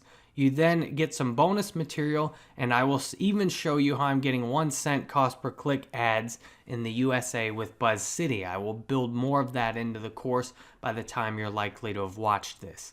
Thank you very much for watching this tutorial, which you might think goes on forever. It's a full-length course, and what you can get now, the next section, is a behemoth, huge section where I show you making my Udemy course ads from the very beginning.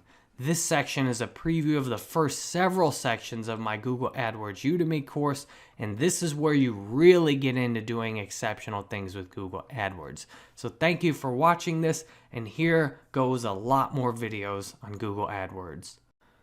I hope you can share the same mindset. I have faith that going forward with Google AdWords and doing the hard work, I will find a lot of successful campaigns, and that is very important getting started. So if you can take one concrete step with me right now, have faith and know that all you have to do is do what I'm doing with your own products, work hard at it, and right now all you have to have is faith. Faith that you will do it. Faith that continued effort will give you what you want. That's all you need. Follow me in this course, continued effort. If I can sit here and honestly share with you the faith I have for my ads when I don't have any running right now, when I haven't made one sale through AdWords on a Udemy course, then you can have that same faith and courage. And as you watch me go through and fail at things in this course, and watch me go through and fail at them again and again, and then you watch me find things that work, and then by the end of it, looking at it like, wow, look at all these campaigns he has running now that are making sales. Look at it that this faith in the beginning is how all of this happened, and the faith must go all the way through. I have this faith because I've done a lot of things like this. I've done things like serve clients like Rob who are getting great results on their ads. I know all I have to do is work hard at my ads and keep trying new things and focus only on conversions, and I can sell my Udemy courses on Google AdWords. So if you can take this first step with me right now is to have this faith that you will follow along with this course, you will try things on Google AdWords, you will find campaigns that give you a positive ROI, and you can run those campaigns indefinitely. So thank you for taking this step with me. You might say this is the easiest step in the course, or you might say it's the hardest step in the course. When you're looking at this kind of data, it can be hard to have faith that you're going to have exceptional things in the future. That can be really easy also if you're used to living a life on faith. So thank you for watching this. I hope this is inspirational getting started, and I will walk you through exactly what I'm doing each step to set up my own campaigns. And if you just do what I do, you can get the same results. I will intersperse it some with what's worked from Rob's campaigns to allow me to pull even more information in this course for you and then to duplicate it myself. So thank you, and I hope you're ready for an awesome experience in this course. Google AdWords gives you a lot of data to look at. And the one thing I've noticed from clients is that it's very important to focus on the data that matters. There's a lot of data in Google AdWords that does not matter, especially getting started. And even when you're doing really well, it still doesn't matter. So let me show you exactly what does matter.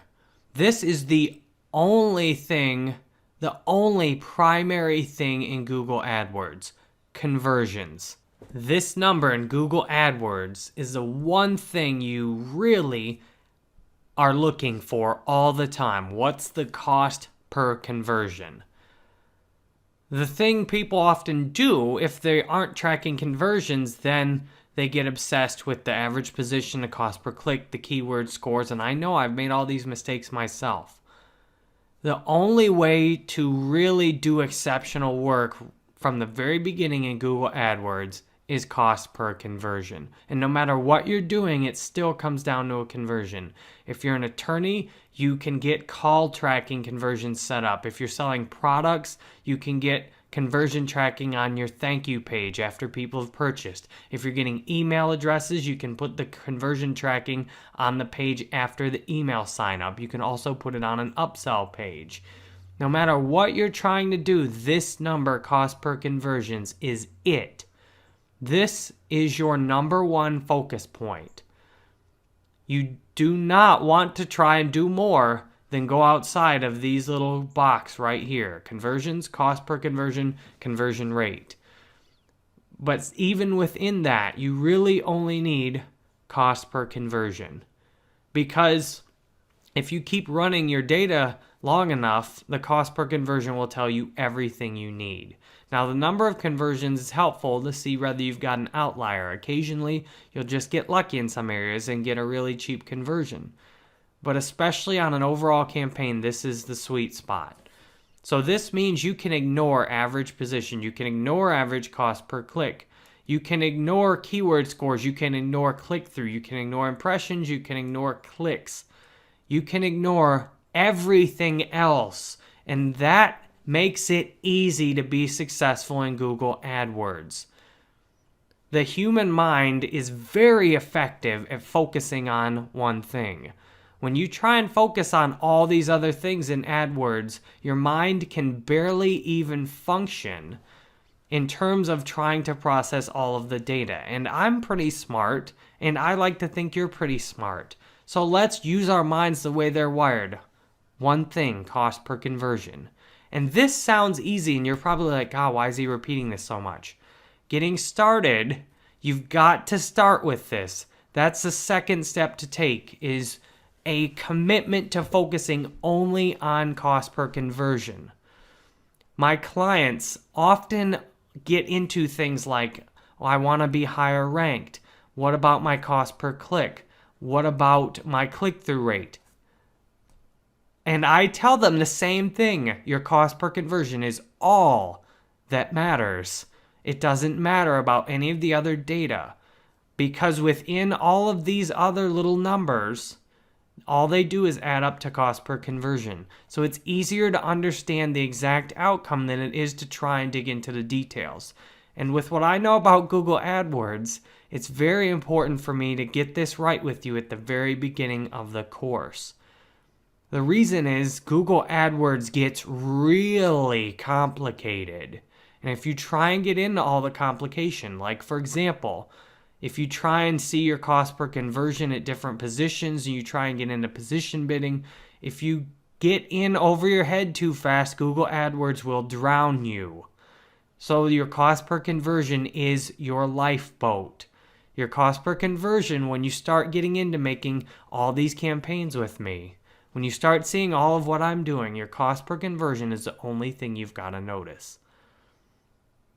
So I've got these very beginning of this course with two things, faith and a relentless emphasis on all that matters. The utter simplicity has a huge power. So everything you're going to see me do, if I'm not getting conversions, I will stop doing it. That's another beautiful thing with the cost per conversion. If you're getting low cost per click, your ads high, your click-through's good, it's easy to think this works. If you're not getting conversions, if you're just sitting there getting zero cost per conversion or really high cost conversions, nothing else matters. So thank you for sitting through this with me. Getting started with faith and understanding this one thing will make the course so much easier. If you are an 80-20 person, I've given you the 2% of the things you really need that make 98% of the difference getting started with Google AdWords. So I appreciate you watching this and hope this has been useful. You might have noticed, if you haven't set up conversion tracking already, that there are no options for conversion in your default AdWords reports. And that's okay. What you have to do first is go to Tools and set up conversions before you'll actually get this available in your reports. And then once it's up there, you can always customize your columns like this to make sure that you've got your conversion data in there. So that's in the Conversions tab, and then you can do all kinds of good things to get even deeper into the conversions. But it's just, again, you want to stick with that cost per conversion. That's the main one. So what do you need to do before you even set up your conversion tracking? What you need to do is be ready to set up your conversion tracking in your website. So for my Udemy courses, they make it pretty easy. There's a custom interface that I'll use to set up my conversion tracking in Udemy. So all I have to do are actually pull a couple of things out of the conversion tracking and put it into my Udemy course. That's easy enough. If you're using another website, what you need to do is be on your thank you page. If you have something like WordPress, where you have a landing page that people go to after they've completed an order, you want to go to that page and then pull up the code and then get into the text of the code so you can just copy and paste the conversion tracking code once you get it. If you use some other type of web hosting or web setup, what you've got to be able to do is get a hold of that thank you page, the page that shows right when the purchase has been completed. If you can't get a hold of that page, then you can't set up conversion tracking. So I'm just looking at a contact page. I don't have a thank you page on my website. Everything's through Udemy. So it's important to see, you've got to be able to get the code on that success page. If you're doing affiliate marketing, this can be tough because they won't allow you to actually put the conversion code often on the order page because it's through another party. So conversion tracking, you can do things like put it straight on the landing page, or you can put it on an option where you click on it and then the conversion tracking code comes up on the next page. The problem with doing it that way is you can optimize for your clicks at least, so you can see where you're getting genuine clicks. But the problem is it's no substitute for being able to track actual payments. So what you've got to do getting started with this course is get your actual conversion code page ready to go first. So on Udemy, this is easy. Or on WordPress, this is easy. But if you've got some other setup, figure out a way where you can actually get your conversion tracking code on a page. If you're doing an email sign up, this is really easy. All you have to do is put it on the thank you page, and then your conversion tracking code's triggered. So get it in a position where you can add it, and then I'll show you exactly what to do to add it. Now that you've prepared for conversion tracking setup, let's go ahead and grab that code. So you click on Tools, you go to Conversions, and this is where you make the magic happen. You'll see I've already got a lot of conversion tracking set up on my previous Udemy courses. And it'll say unverified until I've went through and actually tracked conversions through Google AdWords. So if you look at Rob's ads real quick here, you'll see that this is what it looks like when it's running correctly. It will say reporting. So when you're just getting it set up, like I'm showing you how to do, unverified is how it will look. So to get started, you click plus conversion, and then you pick exactly what kind of conversion you want to track.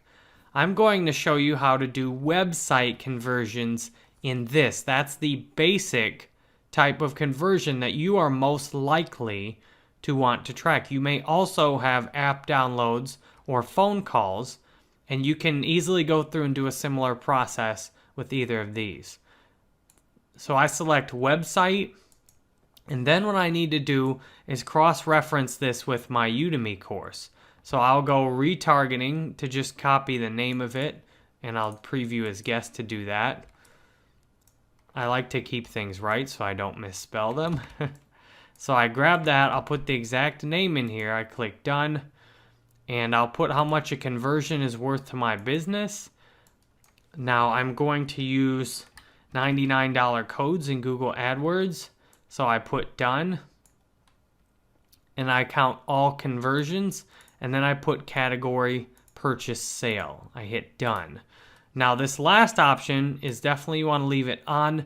Google can figure out much more about what gets you a conversion than Google will actually show you.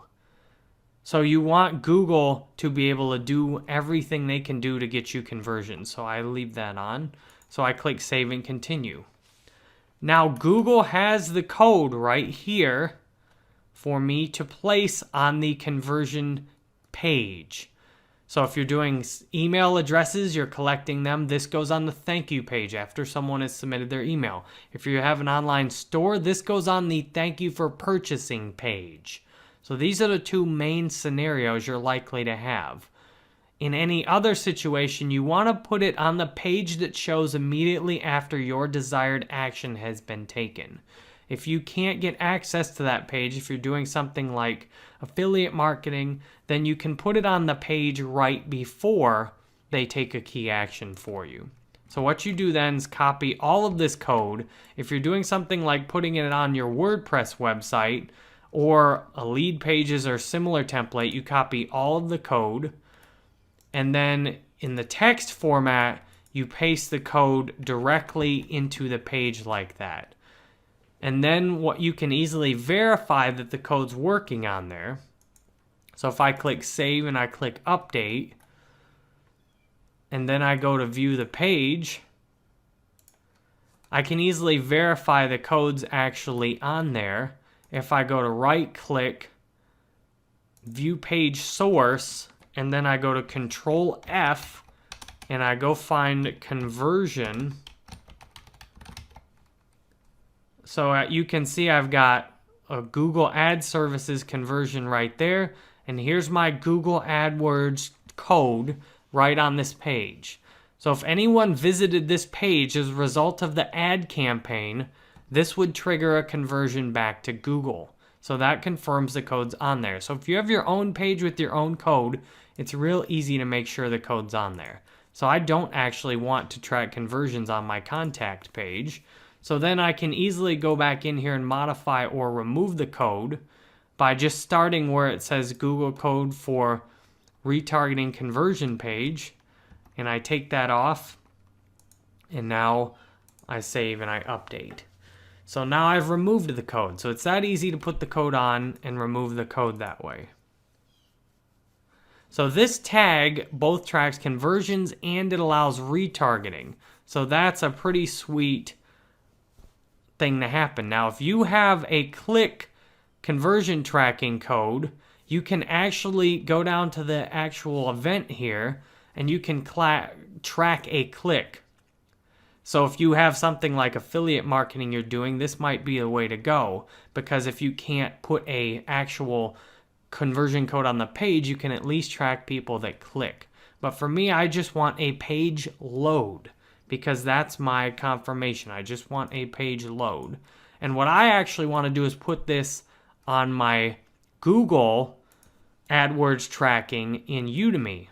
So this will help you understand the parts of this conversion tracking code also. So if you'll notice, it has conversion ID and then 3 different labels.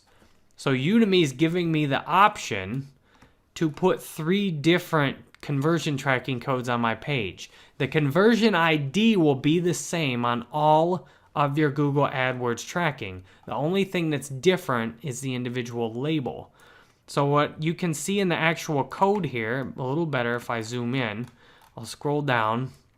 You can see in the actual code that Google has a variable Google conversion ID right here, a language, format, color, and then the conversion label.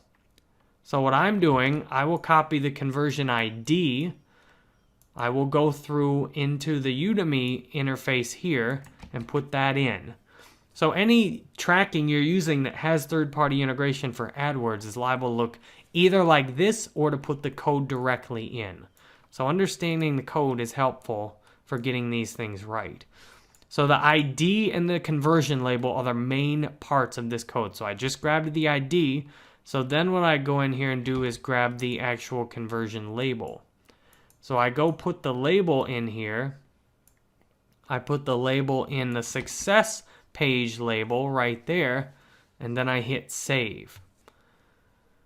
So now I've got the conversion tracking ID and the conversion label in there. And so now I've got it set up nicely so that the code is on my Udemy page. The problem with this is, and the problem if you're using third-party tracking, you may need the actual code to be triggered before you can go in and confirm that the code's on that page. So this is what happens after you hit it. You hit done, and now the code's back up here. So these are all my conversion codes. So what I'll do is do this again faster to show you another one without all the explanation. So I go through there, I click website, I type email marketing instead of copying it because I figure I can spell that. I'll go in here and put each time it happens, $99, done. All conversions, category, purchase, sale, done. Save and continue. Now I've got my code. All I need is the ID right here, which is the same as the other one. I drag my Udemy page over, throw the ID in there, and then I take this new conversion label, copy that, and then I grab my email course again, drop that on the success page, hit save. Now I've got the code on that page also. Now I could test this. I can test this by going through and actually buying my own course in AdWords. So I will actually do that to make sure my code's running once I've got my ad set up. Because it's absolutely critical to make sure your code's running correctly once you've got it set up. So I appreciate you watching this, and I hope this has been useful for you. Verifying your AdWords code is very important before you start spending money trying to track conversions. Because if your code's not verified, you could be getting conversions and not knowing it. So I'll show you how to verify your AdWords code. The best way is just to search for your ads, click on your ads and go through and buy it yourself. The problem with that is that you really need to set up your ads in order to do that. And then you ultimately have to click your own ad and spend money on it. So here's a way to verify for free just by doing it on your code. So what you can do now, you can click more, learn more about verifying your code. The easiest thing to do is just to confirm the code is on the correct page. So if you put this on your WordPress page or a similar page you have access to the code for exactly, it's pretty easy to go through, view your source code like this, and then all you have to do is just find the actual Google AdWords code in it. So all I have to do that is I go over here and I find my Google code in here. So I can Control F and I can search for Google, and I can see there's a conversion tracking set up right there. This is for my entrepreneurship course, so I can cross-reference that by clicking this. I look down at the code, and then I see that that's the exact same conversion label right here. So if I scroll down, you can see this link is exactly the same, and you'll see it found the conversion ID right there. So that confirms the code is on the page. And the second thing I want to do is make sure the actual label's on the page correctly. So I can go over here and put that in, and the label's right there. So I've got the link on the page. So when this course gets purchased, I'm confirming the code's on the page. Now there's one problem. I can see there's also another conversion tracking pixel on this page from Udemy. So this is Udemy's code they've got on the page alongside of my own. So this is a non-standard implementation according to Google. Now the nice thing is it's loading an image. It should still work just fine. This is a 1-by-1 image it's loading, and what it's doing is pulling this actual page. So this should load just fine. So that's one way to verify your code, is to go to the actual page you think you put it on and view source. If this means you need to order your own product to make sure it works, then do that. And on WordPress or any other page where you control all the code, this is easy. Now what I had to do in my Udemy course, I actually had to go through and make another account and then buy access to my Udemy course so I could load this payment success page. That's what I had to do to get this. And now there's another thing you can do if you don't want to have to control find in here that can work well too. Google gives you a tag manager that will help you find your code a little bit easier. So this is called Google Tag Assistant. If you're using Google Chrome, you can easily just download and install Tag Assistant. You click on the link here and it's called Tag Assistant by Google. It's an extension Google offers to help make what I just showed you how to do a lot easier. So what I showed you how to do required manually copying and pasting the code, and then it only involved searching for the actual one I showed you. So what I did, I added this by Chrome, and the link, I'll zoom out. So anytime you click on this, there's a link to learn more about verifying your code. On that next page, if you check for verify code snippet, then you can click the download link straight from here on Use Tag Assistant. So that's where I got it. So now what I do, I'm on the success page. So if you go to your page where your conversion code's at, then what you do is click this little tag up here in the corner. And what you'll get is a window like this, and what you have to do is click check on it. And I'll do that with you on another course. So I'll grab another one of my courses on Udemy and go through this process with you. But this is what it looks like. It shows you all of the Google code on the page. It shows the Google Analytics on the page. It shows the remarketing on the page. It shows the Google Tag Manager. And it shows every AdWords conversion tracking pixel. So you can see this one is mine. So I click on that. It gives me the conversion label and the conversion ID. I go back into my account over here, and these are the exact same numbers I've got right there. And I showed you the hard way, going through and doing it with finding it in the source code. So you can right click and view page source to do it that way. But if you've got Tag Manager set up, this is a lot easier to just find your tag right there. So what I'll do is I'll show you how to do this on another Udemy course.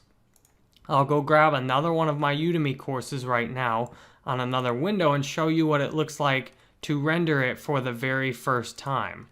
So I grabbed the success page off of Udemy. So this is the exact landing page I'm on. Now you have to be signed into Udemy to see this page. I have to be signed into my account, so you may run into things like that.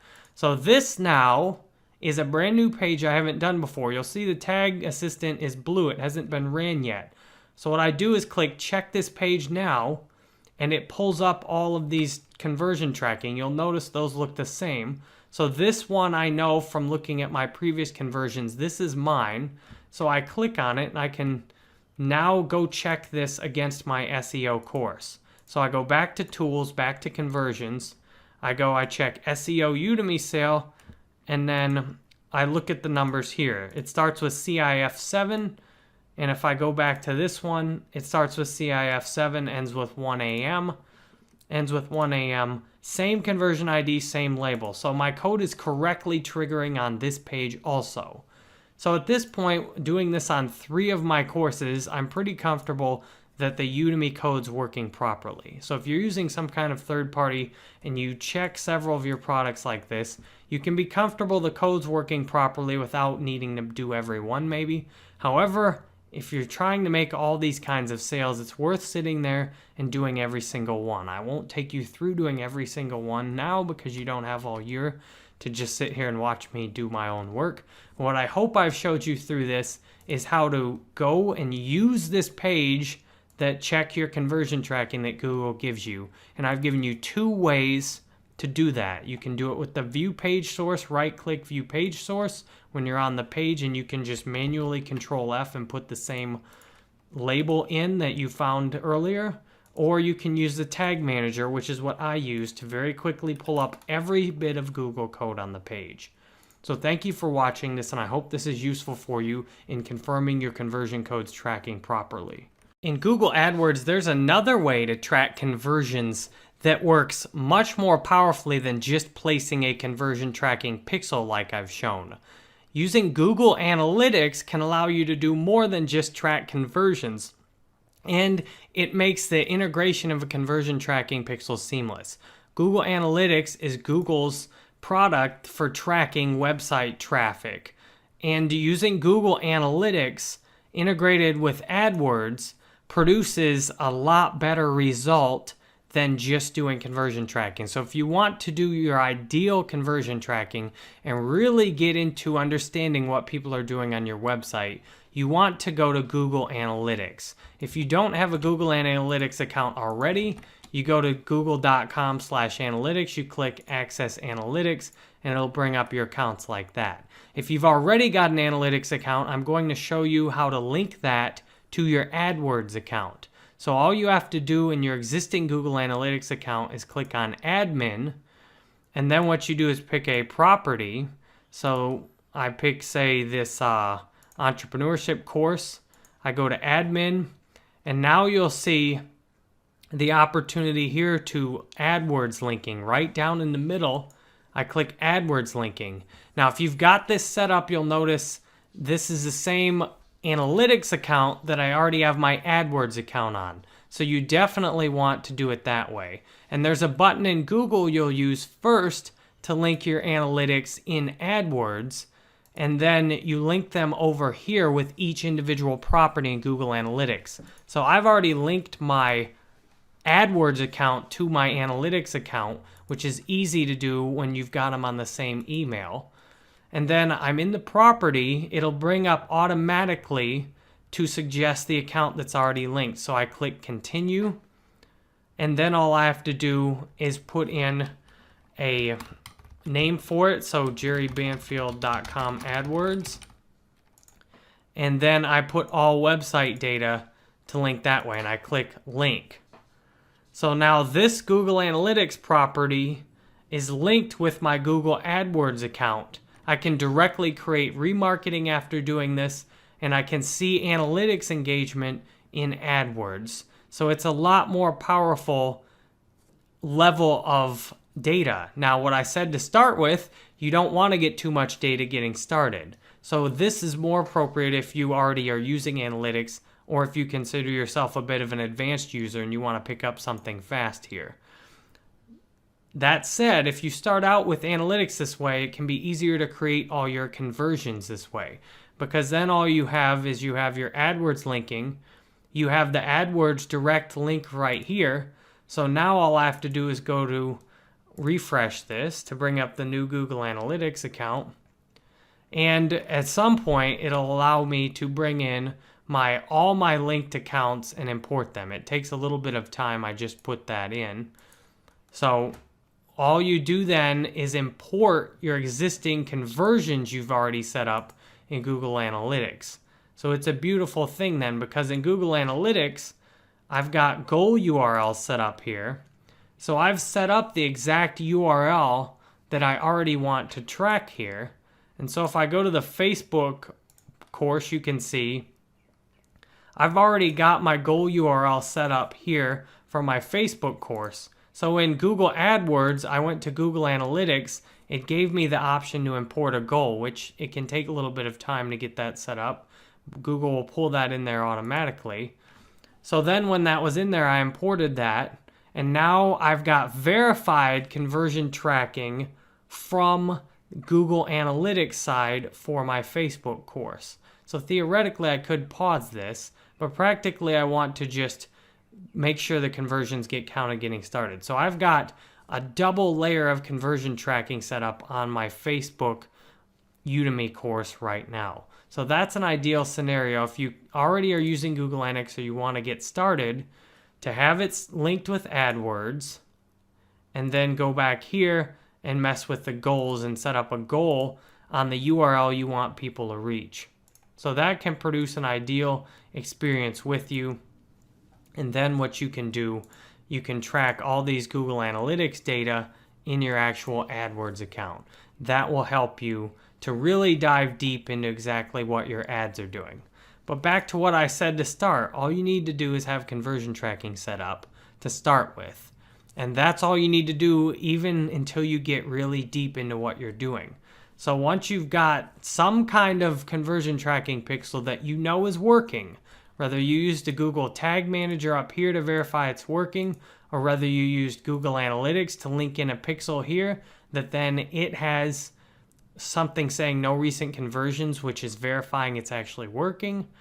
Now you are ready to go forward and start making ad campaigns in Google AdWords in order to get yourself the best results on your ads. If you want to use Google Analytics to at least track your website and then to optimize with your AdWords conversions, I will show you how to set that up right now. So if you don't want to do that, you can just skip ahead. If you do want to do that, I'll walk you through setting it up and how to track it right now, and then you can do this yourself as soon as you've watched this. So I just finished setting it up in another one of my Udemy courses, so I'll go home, I have one more to do it on, and start over from scratch.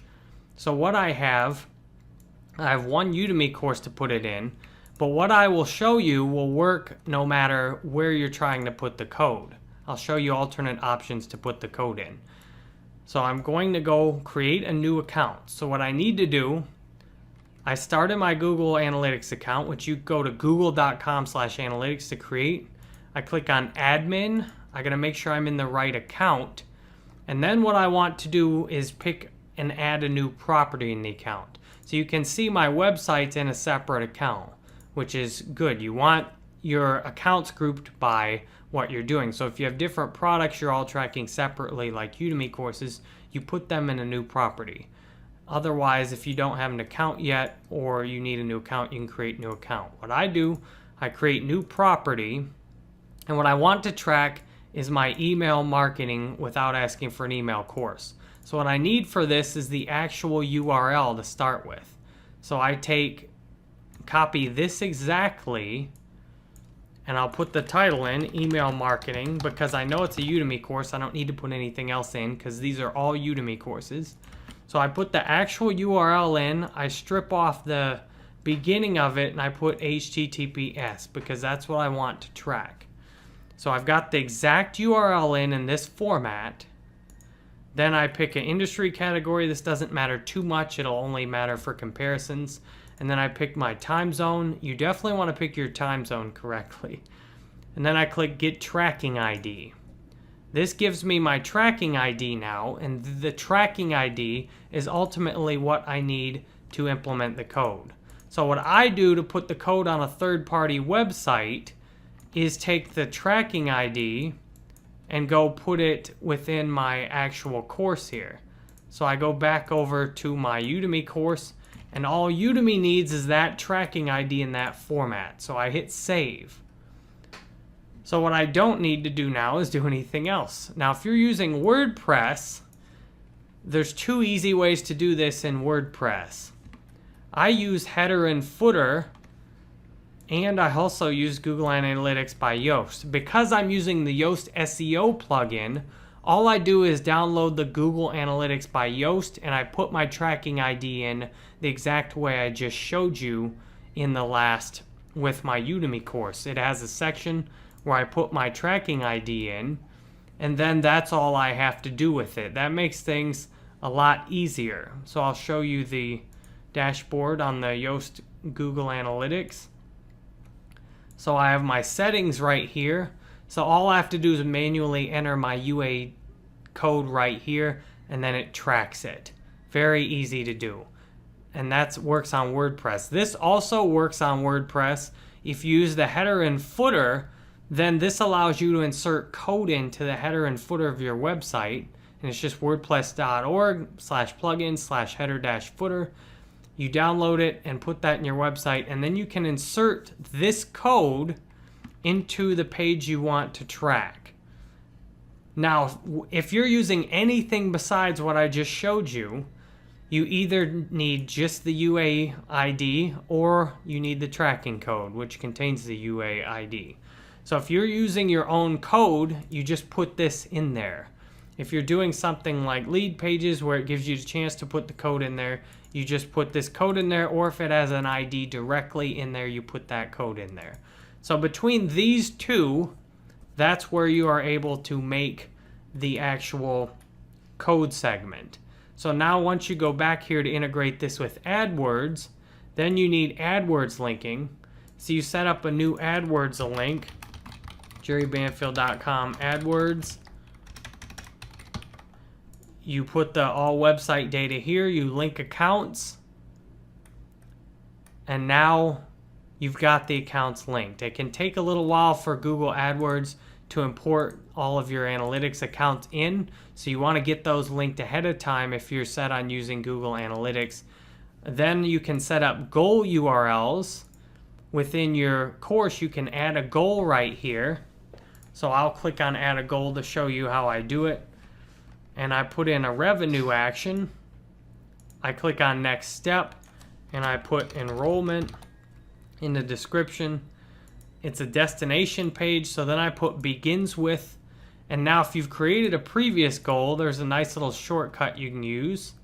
So I've already made my other goals and I know they're working, so I just go over to admin goals on my existing enrollment goal, and all I have to do is stick this in at the end. So I put that in at the end, and then you remember the original property link I had. I just need to get this for Udemy at least. I need to get it with the beginning of the URL like that. So I put a slash there. So since this is on Udemy, I just need the URL to begin with this. I put a value, I'll just put $1 in for simplicity. And then I hit create goal. So now that easy, I've got the goal on.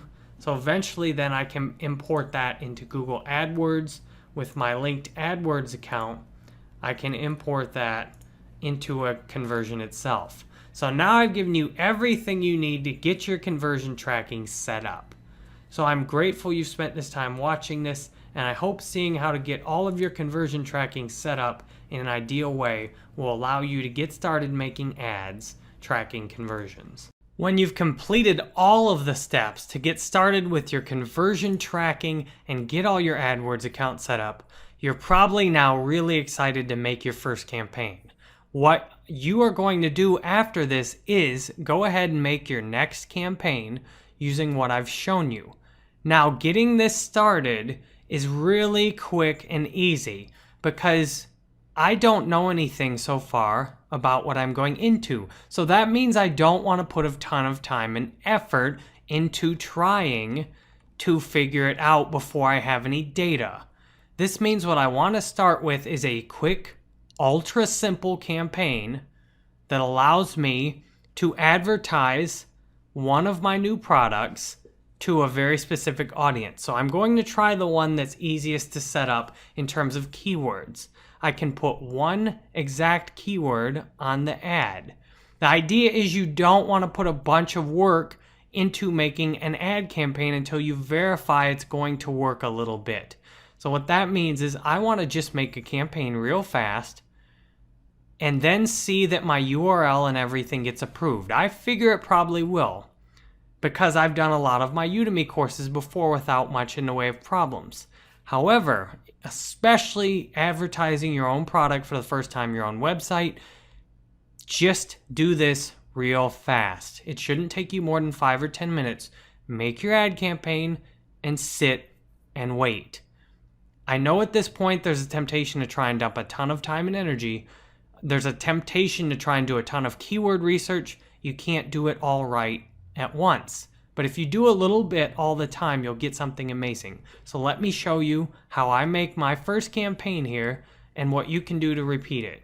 So what I have, to begin, you need your landing page. So if you don't have your landing page in your offer, then you need that to start. So you will have to go do whatever it takes to get your landing page set up and to get your offer ready. I'm assuming for this course that you've got the knowledge to have a product online and sell it, to have it with someone else, or that you can get it.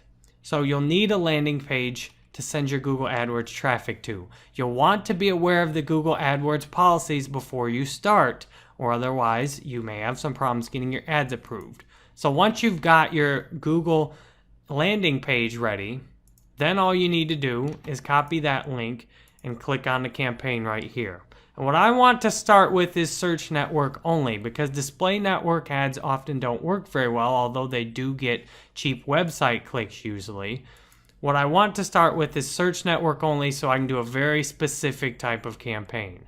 What I want to do is a Wireshark, and I'm just going to call this Wireshark to start. I'm going with the standard ad here.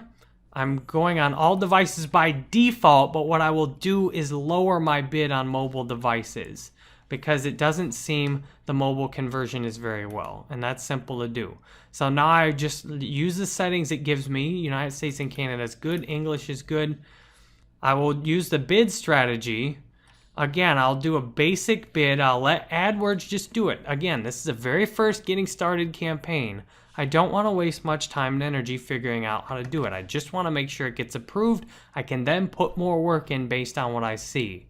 So you can see the potential here to waste a lot of time before you actually know anything. I don't want to do that. I'll start off with $10 a day, and that's a decent budget to get started on a $99 offer. So I put in my landing page right here, and then I'll see what Google thinks about it. So Google's going to try and make this easy for me. Google will put these keywords on here, but what I want to do is just start with something ultra simple.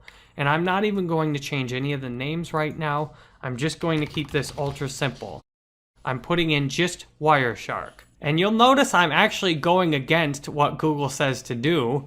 It says avoid one-word keywords. Start with 10 to 20. What I want to do is just do something fairly specific to start. Wireshark is a very exact term. It's not something a lot of people are searching for. So I'm putting Wireshark on there regardless of what Google says to do. So that's an important thing to know, is that you don't always really need to pay attention to what Google says. So what I'm sharing with you in here should work pretty well. Now, for Udemy specifically, Google AdWords sometimes strips off the coupon code going to Udemy. So to be safe, what I'm going to do is put a short URL here.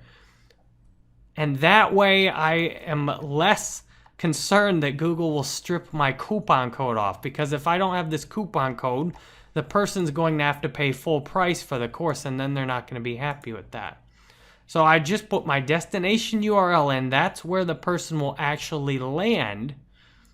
And then what I want to do is I have the website address that appears in the ad. So then I've got udemy.com/Wireshark in the ad. That's what it looks like. So that's one part. This is the actual landing page. This is what shows. So that's a good difference. Now I just want a simple headline.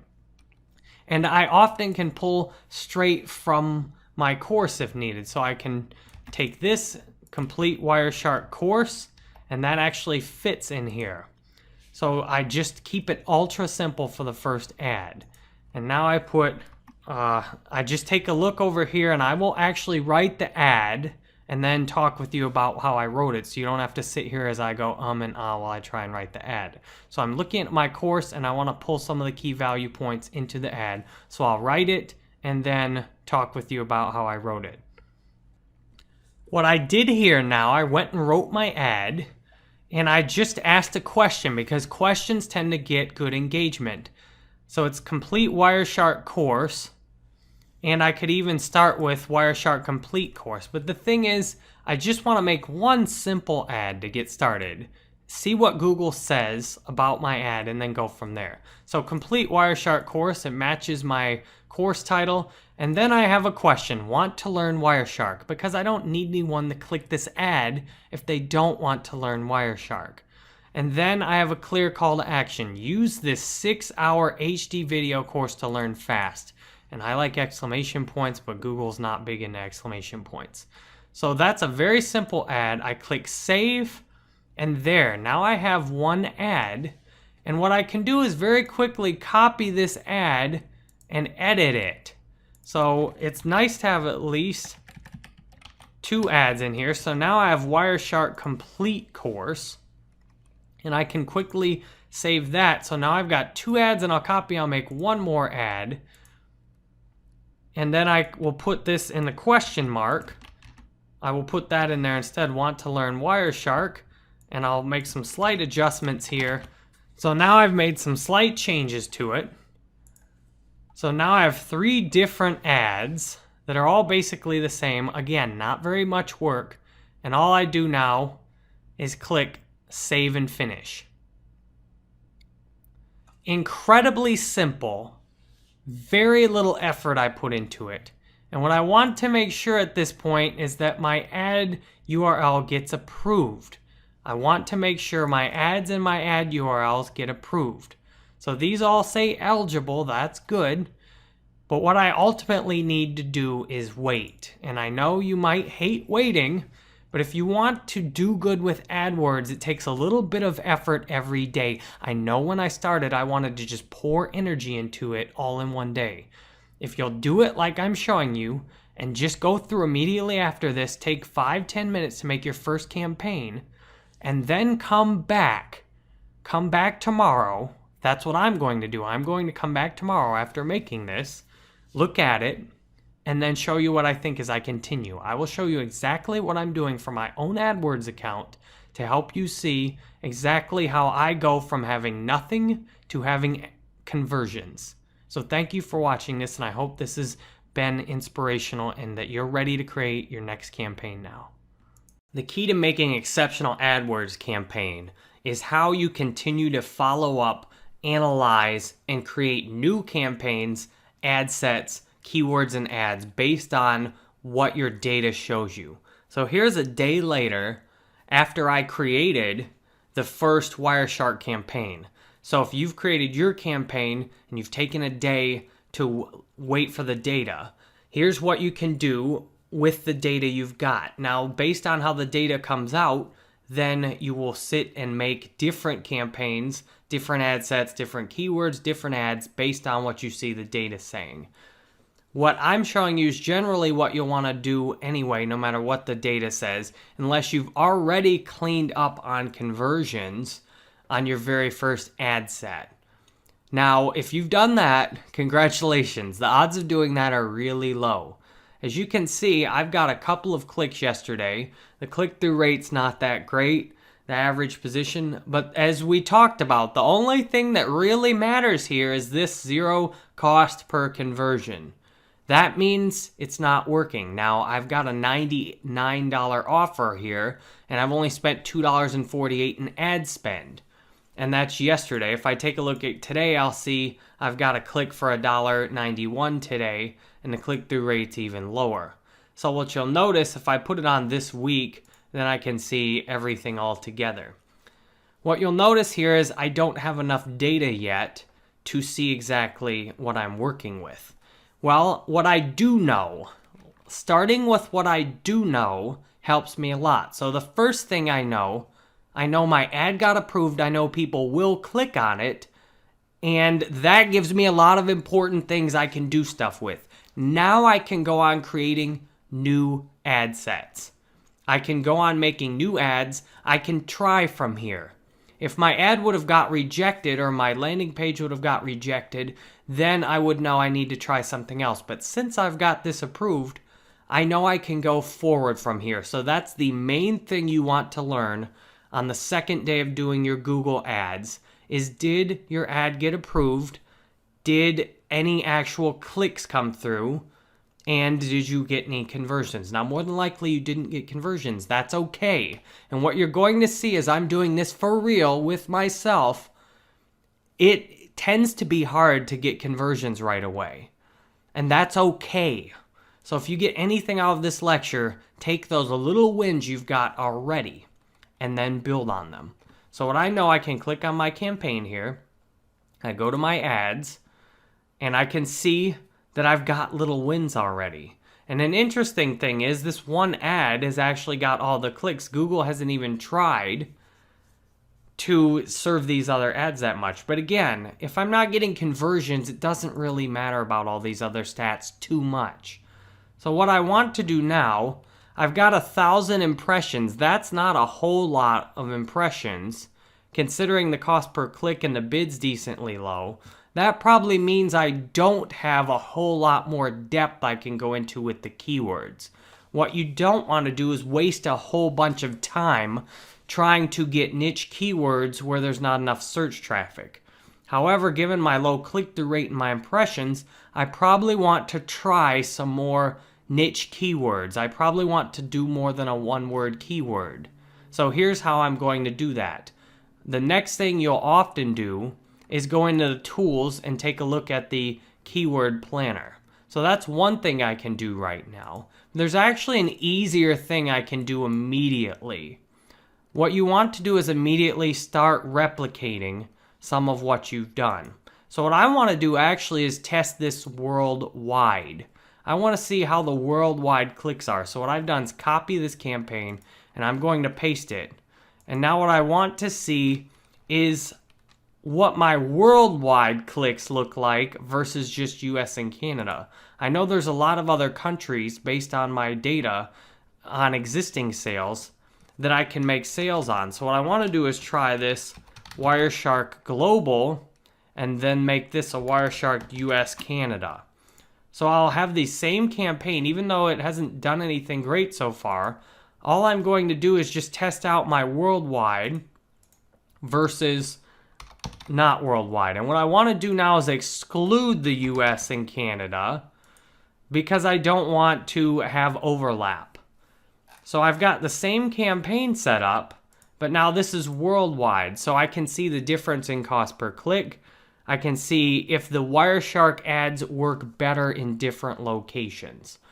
So that's the easiest thing I can do to try and immediately do something else. So in AdWords, you always want to do whatever is easiest first. The keyword research, as I'm going to show you next, gets deeper. It often will take a lot more effort, and you may get not as many results. But I know copying this into a global campaign immediately, I've got a very good shot at seeing some more clicks and more impressions. So that's what I want to do, is ultimately get up and see where I can get a conversion. So what I'm doing to start with is casting a broad net. Wireshark on the one keyword globally will give me much more data to work with than just trying to do a more US-Canada narrow campaign. So once you've looked at your first ad set in your first campaign and your first ads, then you just want to try and scale a little bit as easy as possible. And then you go deeper into trying to do keyword research. So that's what I'll do next. So thank you for watching this, and I hope this has been useful. For success on Google AdWords, keyword research, of course, is very important. I went and made my first 2 campaigns without doing any keyword research because I ultimately need to see how much traffic can I get. I haven't even spent my full $10 a day budget on Wireshark, so doing keyword research did not make sense initially, just getting started. So what I want to do now is take a look at what kind of traffic I can get. So I go to the Tools Keyword Planner and see what my options are with the Wireshark keyword. So I type Wireshark, and I can also put my landing page URL in here, and then I can get ideas from Google based on that. So what I want to know is, what other keywords should I be using? Are there keywords I'm missing? And especially, what are the cheap keywords I can use? So as you'll notice, there are a lot of searches for Wireshark, but the suggested bid is $4.27. That's pretty high. So then I will probably want some more niche keywords. The question is then, which ones do I pick? And now if you'll notice, these bids are all very high. So it definitely will help me to try and figure out where I can do keywords. So the first thing I'll do is search by average monthly searches. And because it is in here giving me all kinds of different ideas, I get some things like social media marketing in here, which I don't need. But what I can do, if I can get lucky, I can try something like a sniffer. I might be able to use some other keyword to get clicks into the course. What I'm not seeing right now, here we go, Wireshark tutorial. That might be a really good search term to try. So what I will do is try a new campaign on the Wireshark tutorial keyword. You notice the average bid is higher, but I might get some more highly targeted search traffic then. So what I want to do, I am going to actually just put these in on my own. So what I'll do is just add this keyword, Wireshark tutorial. I click add, and then Google will allow me to copy that. And I can plan out my bid. So you'll notice it doesn't think I'm going to get very many clicks out of this. So if I go down to this kind of bid range, Google thinks I'm only going to get a click every day out of it. Well, that doesn't seem very ideal unless it gets a conversion once a week, then it's worth it. So it's still worth trying. But what I know from now is I don't want to try and go too deep into the keyword research because Google is telling me there's not likely that much traffic at all for it. I do want to try and go a little bit deeper. So I'm up here now from the Wireshark tutorial, and you notice it's not in here now. So I scroll down a little bit more, and I'll see if there's anything else that might be worth adding. Something like Learn Wireshark, and I'll hit it out to 100 keywords. Now I have to scroll back up. So I keep looking and seeing if there's any keywords that might indicate people want to learn about Wireshark. There, I found one. Wireshark training, that looks good. But you'll notice, based on the traffic, Google says there's about 20 times as many searches for Wireshark tutorial as Wireshark training.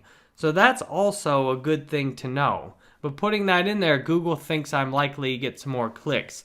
So you'll notice it just takes effort, and I cut out the time I spent scrolling through. But it just takes effort to continually go through the search terms and look and see if you can find some that make potential new keyword groups. So what I'll do now is continue to look just a little bit more, and then I'll make a new campaign.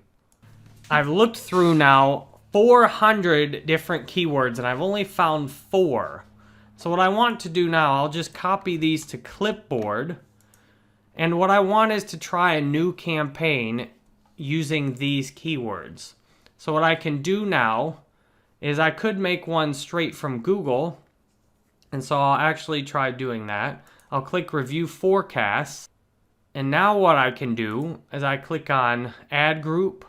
And I can click then over here, Save to Account.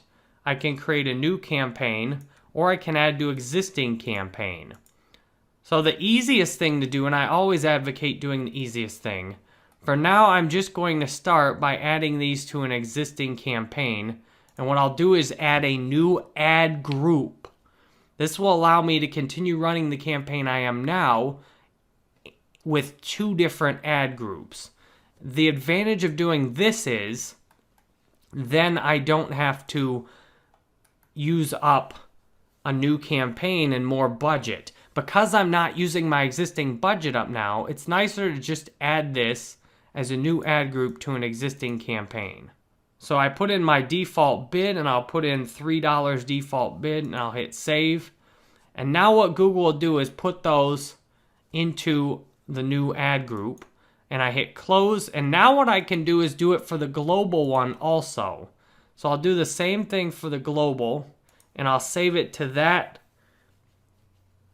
And now I can go create ads for the new ad groups. I'll take you back to the interface to show you what this looks like.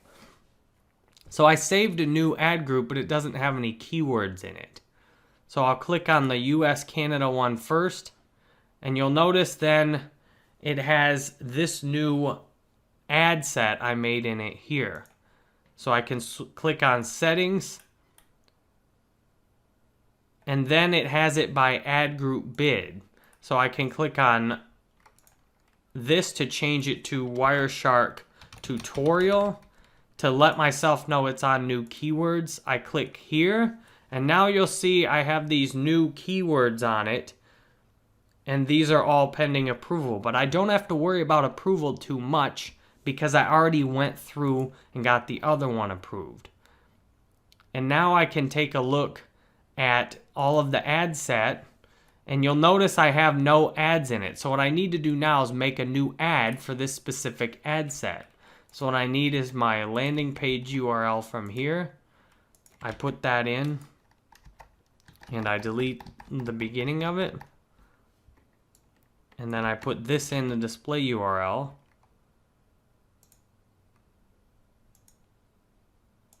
And now I make a new headline that matches the keywords. So the main keyword was Wireshark tutorial. So I want to start with the main keyword, Wireshark tutorial, and I can then put HD Wireshark tutorial. And then I can go advertise the course a little bit. So I'll skip straight to where I've already done that for you. So there, I've made a very simple ad. HD Wireshark tutorial. Get 6 hours of HD Wireshark video tutorials in this complete course. And I'll uncapitalize the words because that looks a bit ridiculous. So now I click Save Ad. Now here's the really sweet thing. So I went through and made this ad in here. And now I've got these keywords over here. And what I can do, I can actually copy this ad and put it in the other campaign. So I go back over to the other Wireshark campaign. So this is my original one. I go to all online campaigns. I go over to the global one. So I'll edit this name to Wireshark tutorial. And now what I do, I click on this and I go to ads and I paste the ad that I made in the other campaign. How sweet is that? So now I've got that same ad in a new campaign, and I can click on it to make sure I didn't mess anything up in it with the landing page. Okay, that works good.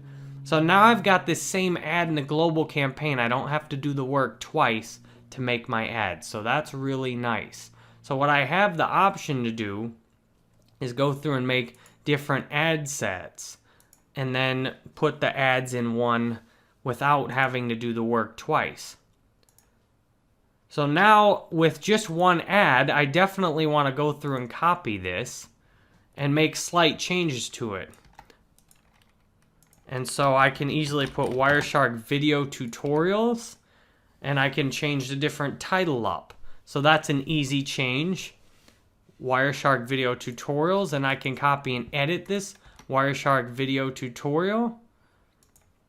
And I can then copy another slight differentiation, Wireshark tutorial videos. So then I've got all of these same ads in here. You see how fast I then can make some new ads. And then I can go to the keywords to see if I'm missing anything. Well, the Wireshark tutorial is the main one. So I'm just going to go with Wireshark tutorial videos. But I can very easily just throw in Wireshark training videos and do that in there that easily. So now that I've got all these ads, what I can do is select each of these and then copy all of these. And then if I use this little bar over here, I can jump straight into the global one from here, paste these ads that fast. And now you see I've got 5 new ads in this that I copied all of them without having to actually do any of the work. So that's an easy way to do your keyword research and to quickly make some new ads that you can use. And you can see I just actually got to click on this new one or on this existing campaign while we were doing this. So that's cool. So I hope this has been useful for you in showing you how to expand your ad sets. Now this applies if your budget's not all getting used. If your budget is all getting used, then you would have wanted to do a new campaign. So I've showed you how to expand an existing campaign where the budget's not getting used with new keywords. So thank you for watching this, and I hope this is inspirational and useful. Now that I've expanded my search campaigns, what I want to try are display campaigns. Display campaigns offer cheaper clicks and a chance to reach anyone who is browsing a website with Wireshark on there. It offers a chance to reach a lot bigger audience. The problem, display clicks often aren't very high quality. Still, if you can get display ads to work, there is exceptional potential there. Search ads tend to be very competitive because they work. So if I can actually find display ads that work on Wireshark, I'm likely to have a chance to get a huge return out of them. So it's worth testing them at least. So what I will do is I'm going to make a display ad campaign for Wireshark. And the nice thing is I'll actually do this as easy as possible. So I'll show you how to do that. So I'll start with a display network only ad campaign, a new one. And then I will do sales countries, and then I'll just do worldwide, no sales countries. And what I want to do is drive action. I want people to buy on my website. So that's all I want them to do. And I'm going to call this Wireshark US. So I scroll down now, and I want to actually enter all the countries I know I'm making sales in already where the wealth is higher, I guess you could say. So these are the countries I know I'm already making sales in. So I will do a separate display ad campaign for these to start with. And I'll also add Israel in there too. So now I've got a small list of sales countries. What I'm going to do is let AdWords automatically bid, and I'm going to put a click limit for this. Let's go 78. That should be a good limit, and I'll even put it a little bit higher, 87. And then I'll do $10 a day. So what I've got creating this campaign, I've got my 6 countries here. I'm allowing AdWords to set the bids, but then I set a CPC bid limit. I can't focus on conversions until I have conversions, so I'll hit save. Now watch what I can do. I will go over here, and I will grab the ads I already have up. So I'll go into this existing campaign. I will select all of the ads here, copy, and now I'll go hit this little window over here to go back to the Wireshark sales one. And what I actually have to do is make a new ad group first. So what I've done, I put my landing page in, and I'm actually going to strip the HTTPS off and strip the Udemy off. So I've done that. Now all I have to do, I have to enter my keywords now.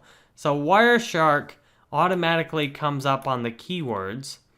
And what I want to do then is enter my own keywords. And I can hit add keywords, and I can also find related keywords. So I can put Wireshark back in. I can hit find related keywords, and Google will give me a couple more ideas. Now what I don't want to do is go too specific with the display keywords, or I don't want to go too broad either. I just want Wireshark and the Wireshark Network Analyzer. Those both look good. So I look through these, and then that's fine. So that's enough. So I hit, and I also allow AdWords to automatically find new customers. So I hit save and continue, and Google thinks I'm going to get plenty of impressions. So now what I do is I click skip ad creation, and then I go into paste the ads that I had before. So I paste all the search ads I already was doing, and by default these will go under review. So I paste those in there from both of my other ad sets, and now I've got plenty of display ads for my Wireshark sales. So then, to make all of this much easier, I go back to the campaign level. So I have that, and now all I have to do is copy this whole campaign. And now I paste this whole campaign. Now I've pasted it, and you'll see the way I'm doing this, you want to have already got your ads approved before you go putting all this additional work into them. And you can see why now. If you got all your ads rejected on this, that wouldn't be very good.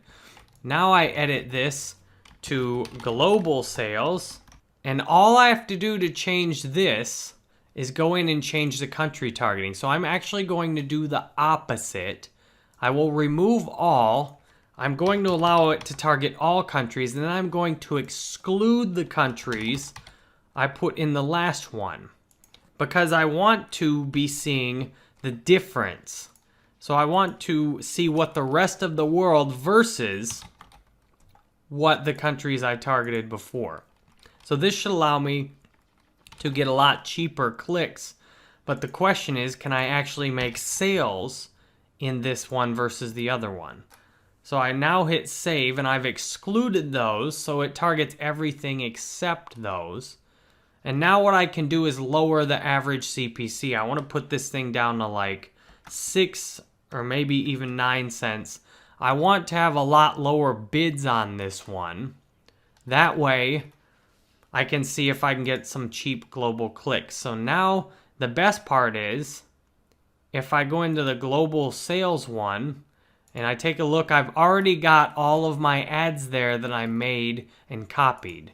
So what you really need to do is just make one round of ads and then you can copy them and do them over and over again. So this is how I scale up AdWords, because this allows me to separate what's working from what's not. Now, nothing's working right now, so I'm in the process of continuing to try different things. So I've now got a Wireshark Global, a Wireshark US and Canada search one, and I added in some new keywords. And now I have a Wireshark US Plus sales, display ad, and a Wireshark Global sales. So now I've got these different campaigns up, and what I can do now is sit back for a day or so and wait and see what kind of data these give me. There's a lot more options to try in the future, but what I ultimately need to do is see where I'm getting action. Right now, I'm barely getting enough action on this Wireshark US and Canada campaign to do much more about it. So when I have action, then I can test more things. But if I'm not getting any clicks at all, it's hard to do much. So I'm setting this up so that I can at least get some clicks, if not conversions. And then when I'm getting clicks, then I can try different things to see what I can do to get conversions out of those clicks. So I appreciate you going through this with me. I hope showing you how to set up these display campaigns quickly is useful for you. Do you have multiple products or websites you want to advertise on Google AdWords? If so, it's easiest to do one of them per day at a time, and just to start a brand new ad campaign that's real small to make sure they get approved and that the ads actually work on them. So that's exactly what I'm going to do now. What I've got so far, I made yesterday my first campaign for Wireshark. Then today I made 3 more for Wireshark. What I don't have right now are enough data to actually do anything more with the Wireshark campaigns. Sure, technically I could try and do more, but why not just let the ones I've got run, see what happens, and try to do a new product, a new course that I can advertise right now. So what I will do is test out making another ad for my Udemy success course. I want to try that especially because Udemy is a trademarked term. So what I don't want to do is just make a whole bunch of ads for that before I know that it will actually be allowed. So here's what I do, and here's what you might want to see if you have any terms you're trying to advertise on that are trademarked and what you have to do with that. So I'm going to start off with a search network only campaign. And I'm going to do this for my Udemy instructor course. And I'll just call it Udemy instructor, and then I'm going to do this US Plus. So the same as I did the other one. So I'm going to do Google search, and then I'm going to choose the countries individually, and I'll skip ahead to this. So what I've done now, I've added 7 countries I know I'm making sales in.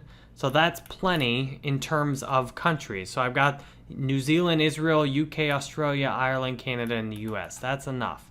So now what I do, and again, I'm trying to do this as fast as possible because I just want to make sure the ads get approved and there's no problem. And especially using a trademark term both in my ads and for my keyword, I want to see what happens on this. I'll do AdWords will help me set my bids, $10 a day to start, save and continue. So the campaign's up. Now I grab my URL to go land on. I put this here and I delete the www and HTTPS. So now I've got keyword ideas coming, and the only thing I want to do is just go with Udemy. There's a ton of searches on Udemy, so I'm just going to add that again in direct disregard to the Google tips. So now I will make this ad group, and then I go continue to ads. And now all I have to do is write a quick headline, write the ad text in here.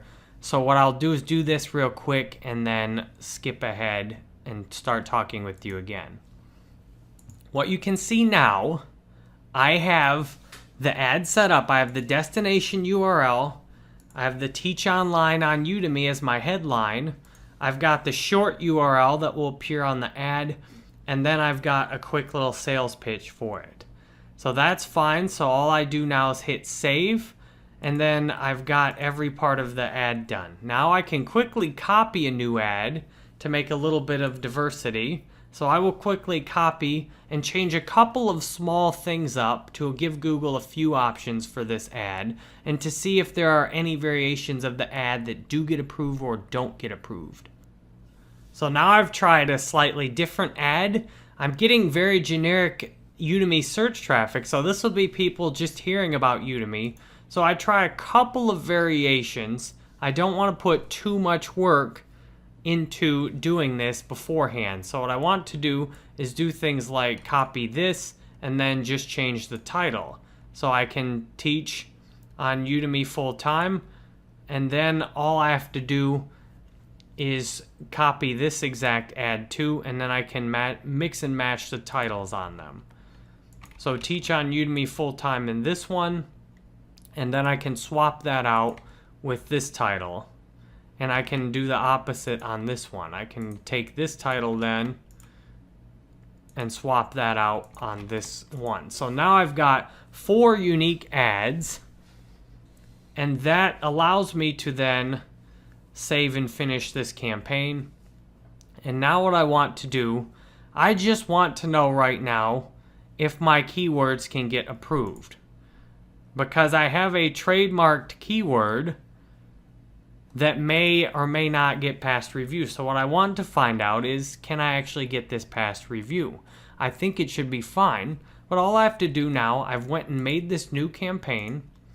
So I've got a new product that I just did yesterday. So you can see if you have a lot of products just doing this one day at a time, I have almost 20 courses on Udemy.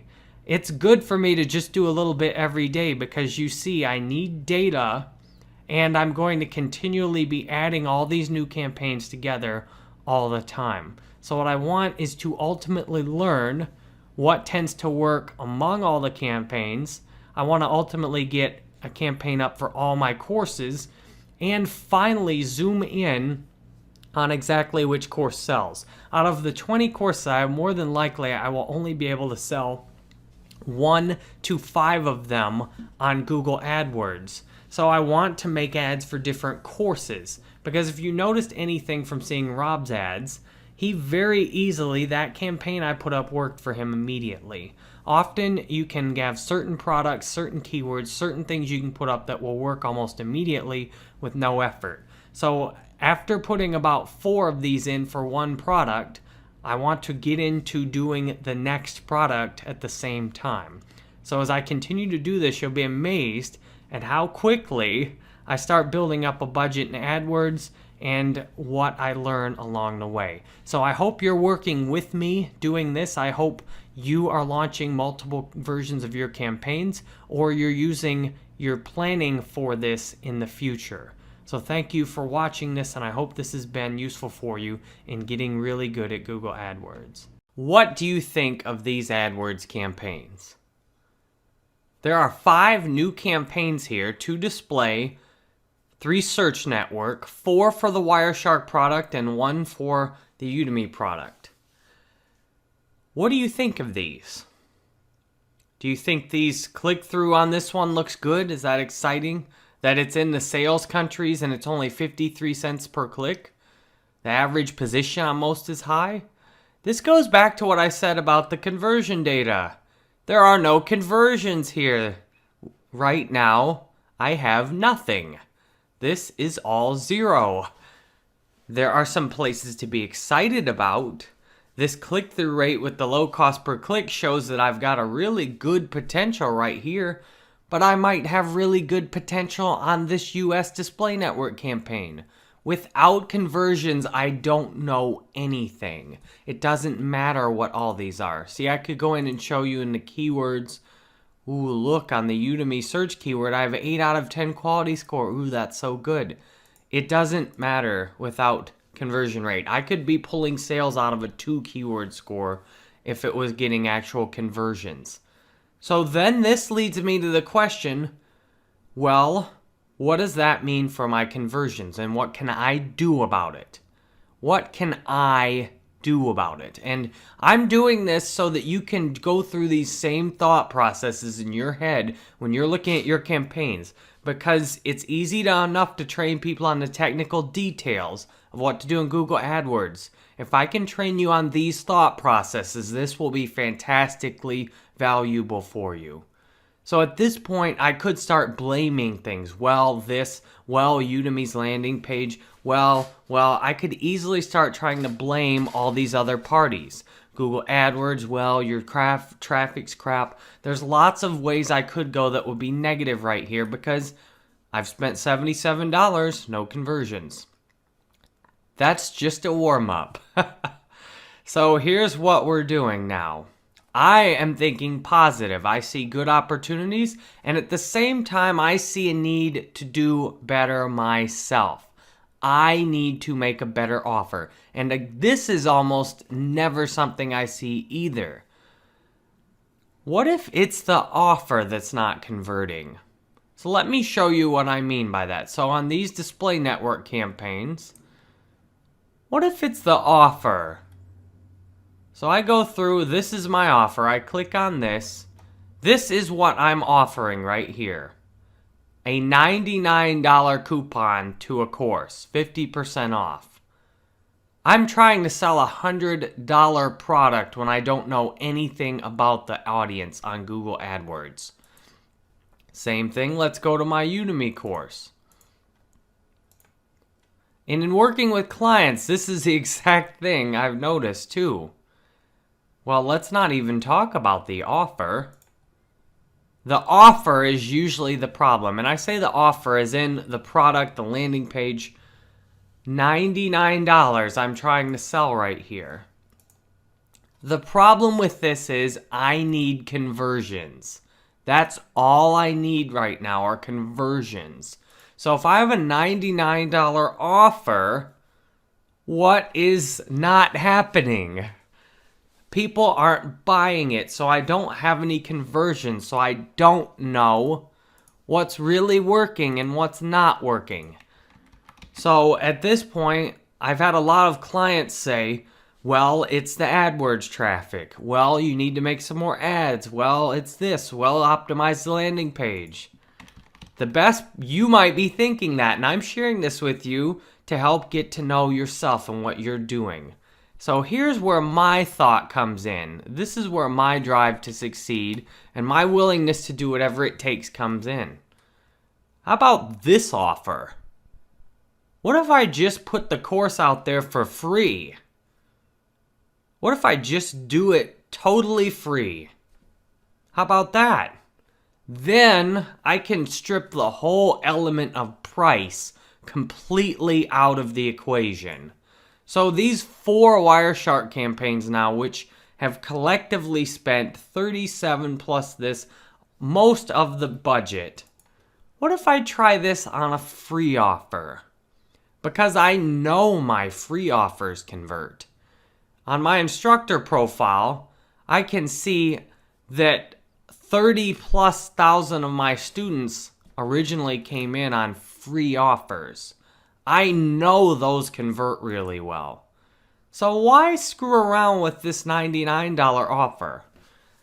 This is one of the most critical pivots that you can make with Google AdWords. If you just try and stick to that $99 offer or any paid offer you're doing to start, you may never see even one conversion before you give up.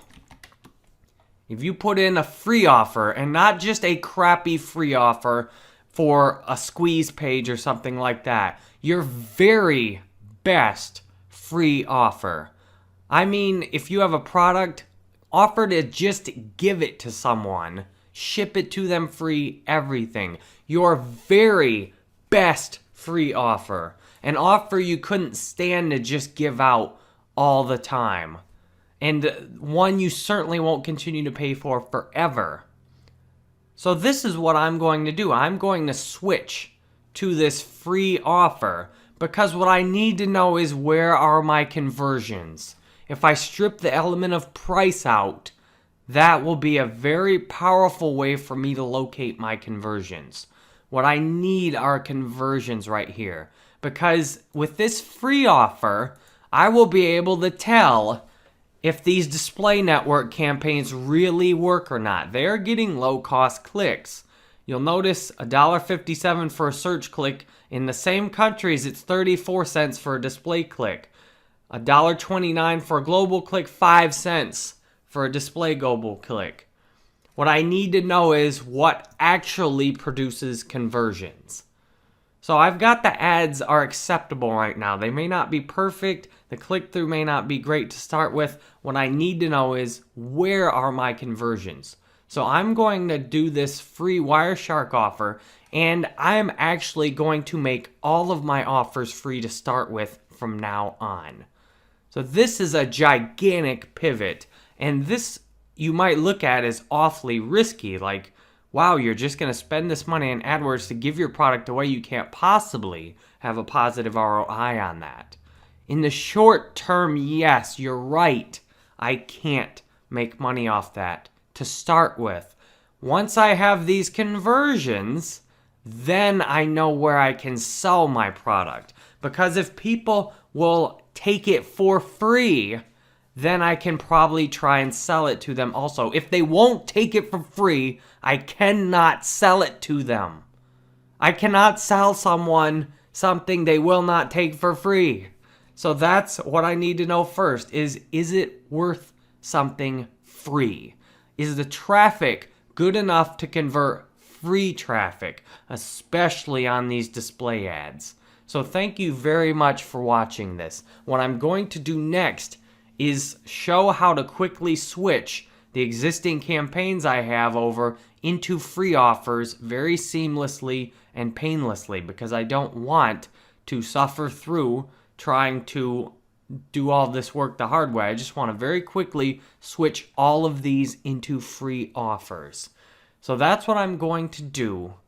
And if I'm willing to do this, when you take a look at your ads and you're not getting conversions, then maybe you'll be willing to give this a try too. And as you continue to watch through this course, wait until you see how this works out. I can say this on faith because I know in terms of the ads what I'm looking for. I'm looking for good places to fish. This free offer will give me good places to fish. And when I know where I need to aim my traffic and my effort at, then I know I can get sales too. So thank you for watching this, and I hope this has been especially inspirational for you. If you want conversions on Google AdWords, you've got to be willing to make your very best offer. And I don't mean a gentle or a decent, I mean the very best thing you can absolutely just give away. Whatever it takes for you to get a conversion. If that means you have a physical product you need to give away totally for free to see which people will actually have the potential to purchase it, that is what it takes. And that's what I'm doing. I am going to give these 2 courses I've made ads away that I originally made ads for $99 coupons, which are already half off. I'm giving those completely away until I find where the actual conversions are at. Because I've got just enough data right here to see I'm not getting any conversions and I need a better offer. So I'm going to show you how I quickly do that. So I'm going to start on these Wireshark ones. So what I'm going to do is go into this first campaign, this Wireshark search one that I started on. And you'll notice then I can see where I'm getting the actual clicks in here and where the clicks are coming in at. So all I need to do then are edit all of the ads in this. Now, an interesting thing. So I go to edit all of these. My ad will have to go back into approval and I'll get all the data confused with what I've already done. So what I want to do instead, I'm going to select these and I'm going to copy these ad groups. So I'm in one campaign. I'm going to copy all these ad groups. And then what I'm going to do is paste all these ad groups. And then I'm going to click pause new ad groups after pasting. So that way they'll start pause so I can tell which ones I just pasted while I edit them. Because Google doesn't like it when you try and switch things on it all at once. So now what I'll do is go down to all but removed so I can see the paused ads. Now these are my new ones. So I'm going to call this Wireshark tutorial free, and let's not capitalize the F because that's obnoxious. And then I'm going to do ad group 1. And I have to hit the back button. I didn't mean to click in there. Now, free.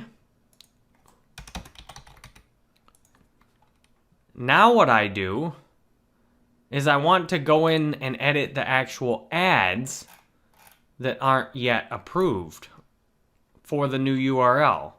They will automatically be. What I want to do though is just edit the URL. So this is kind of a little slower way to do it, so I'm just going to pace myself and show you how to do it.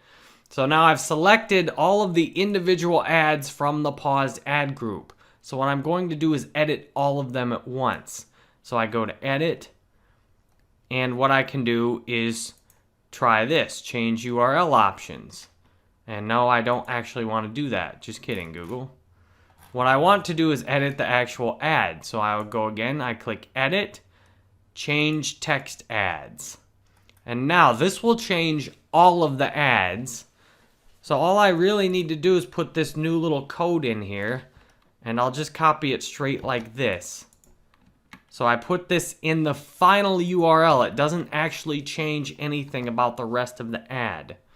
So I've got this final URL in there, and then the rest of the ads stay the same. So that's one way I can do it. So I'll hit make changes. And now I've got all of these new ads have a new URL. Watch, you can preview it. I'll click on it and it goes straight over here now. So that goes to the free offer. That's good. Now what I do, I go back up to ad groups and I want to swap these around. I'm going to pause this one, pause that one, start this one, and start that one. Now I do this because I don't want to confuse my data between these two.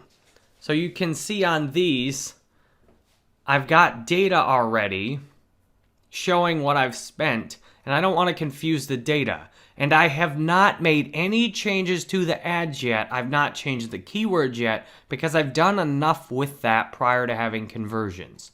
The idea of doing this free offer is to get these conversions. I don't need to mess around with things until I'm messing with conversions.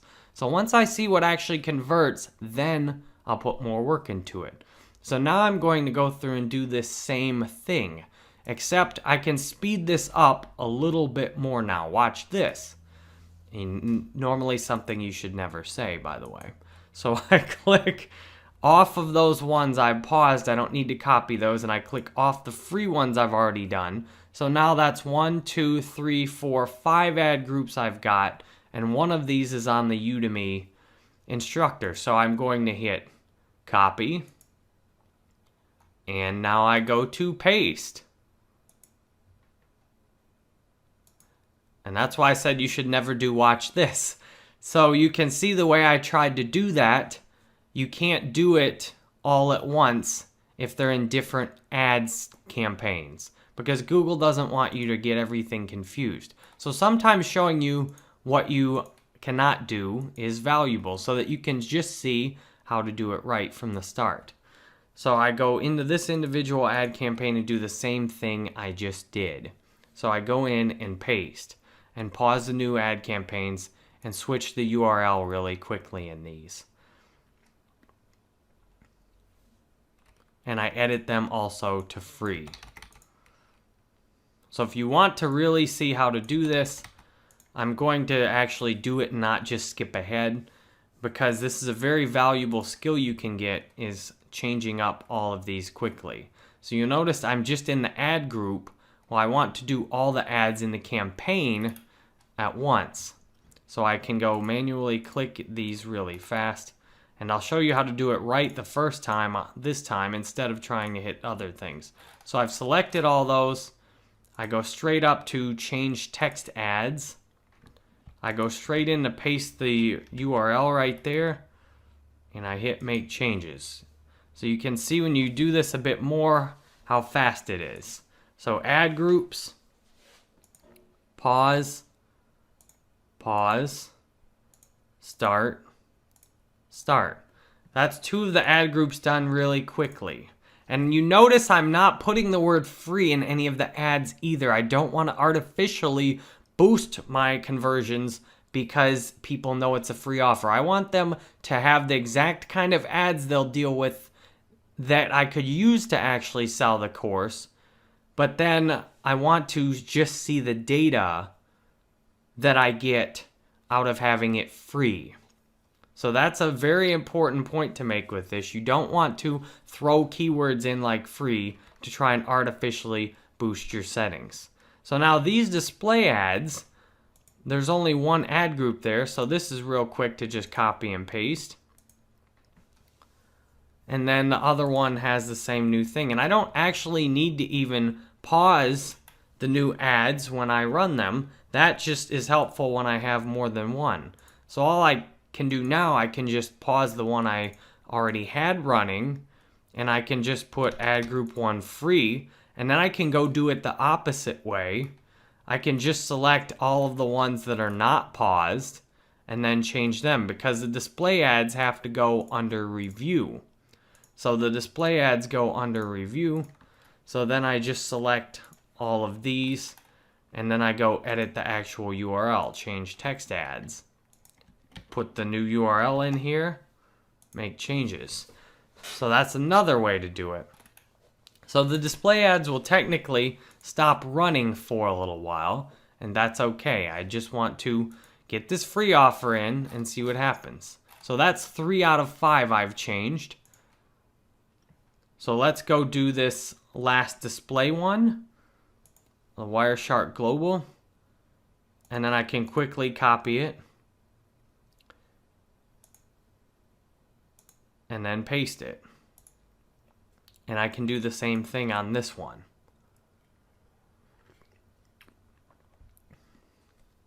Now I like to do full views on everything because I find a lot of videos don't have all the detail I want. I know you can just skip through a lecture if you don't need to watch me actually copy all these. But the thing is, you can't do it the other way around. So I offer you all of this. If you've seen me copy these enough, then that's okay. You're always welcome to skip ahead. I keep these set up for the people who want to actually go through and watch all these. So now you'll see I've just got, on this one, I've just got all of my ads in the actual ad set. So this is a lot faster. So all I have to do is select all of these at once. So if you didn't skip ahead, you get rewarded with this little trick. So then I hit HTTP there, I put the new URL in, and I always check the actual URL too. So there, I've got all new ads in on that display ad.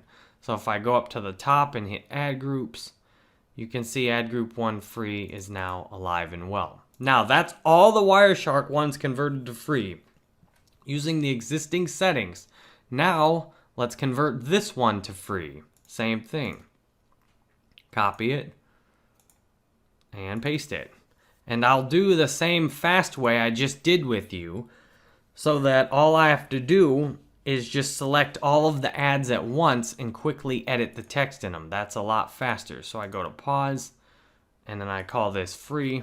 And I don't bother renaming the ad groups until I really need to. So I now click on the actual ad group itself. It only shows me the ads from this ad group. I click on all the ads, I click edit, change text ads. I go get my new URL over here for this course, copy. I go put this in the final URL, make changes, and then I click on it to make sure it actually works. And there you go. So now what I've got, all of those ads I made yesterday, I just changed all of them to running free. So if you click on all the ad groups, you'll see now I've doubled the amount of ad groups I have. I paused all of the ones that have ran so far, and I've now done free ones. So I separate out all of those ones that did not drive any conversions, and I can even delete them if I want. There's no reason to do that really, because all I have to do is hit all enabled. So I change my view, and now I see only ones that I've actually got running. So all those old ones are replaced with new ones. I'll still see the overall data on here, depending on how I've got my data set up here. So now I've got that done. I appreciate you watching this with me. I hope showing you how to quickly put a new offer on all of your existing ads is helpful for giving you the chance to actually get some numbers in this conversion column.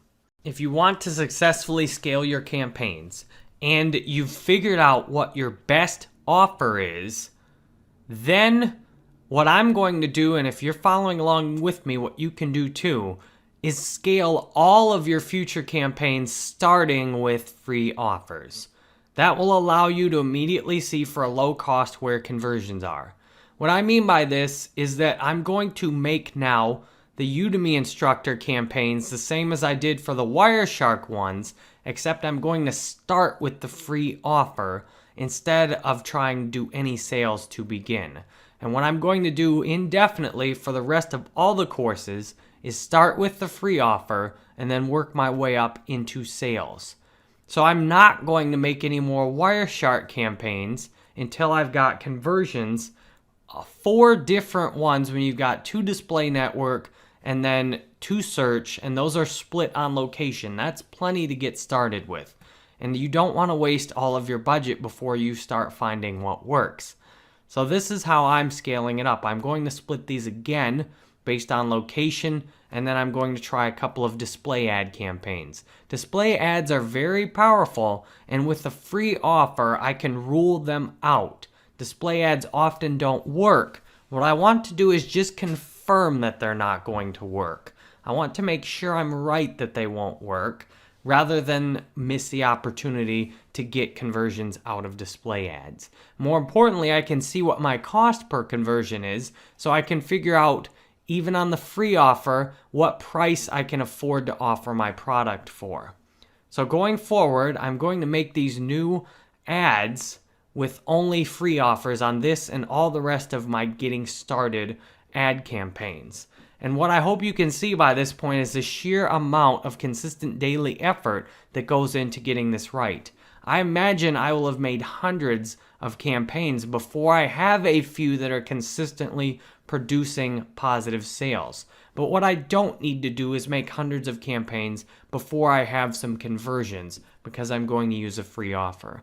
But in the meantime, I need to make more campaigns to start with, especially this Udemy instructor one with all these promising stats on it. I definitely want to try and copy it and make more exactly how it is and see what I can do if there's potential to scale that up on the free offer. So now what I've done, I've copied it, I'm pasting it, and I'm going to make this just different on location. The same as I did with the Wireshark ones.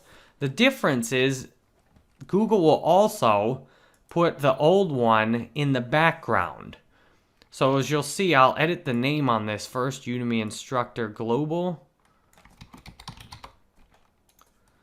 And then I go in here, and you'll notice if I turn on all but removed, Google actually copied those paused ad groups too. So it'll be to my advantage to just start my new offers with the one ad group so that I don't have so many different ad sets in there. So now all I have to do is change this location targeting to make a nice new campaign. So I will remove these, and what I'll do is exclude them at the same time so I don't miss any. So I'll remove Australia and exclude it. Remove Canada and exclude it. The reason I'm doing this, I want to see how the ads perform to get conversions outside of the countries I know are already making sales. Similar to the display ads, I know that there's massive potential in some of these countries, but what I don't want to do is just assume that it will or won't work. So I'm going to actually test it out and see, can I get sales in these other countries? And if it doesn't work, I'm okay with that. the biggest opportunities I've found in Facebook ads and in online ads generally are the opportunities that people don't even think to try for. So that's what I'm going to do. So this is a nice little global campaign, and I'm going to put the mobile bid adjustment. I want it to just maybe be like 20% lower. But this is a search campaign, so it's not too big of a deal. But there, now I've got a brand new Udemy instructor global campaign down here with no existing data. And the nice thing is this is only on the free offer. So that's really cool. So now all I have to do, I can go make a nice display campaign for Udemy also. So I will do that, display network only. I'll make another new campaign right here for this one. And I'll use my free landing page, and then I'll just copy the ads from the other ones. Now you see Google didn't load very fast here, and I almost refreshed it, but I didn't. So then what you want to do is just have patience with Google, click and then go to drive action on the display campaign. And I can load settings from another campaign on here. So let's try that. I will try loading it from the Wireshark US sales.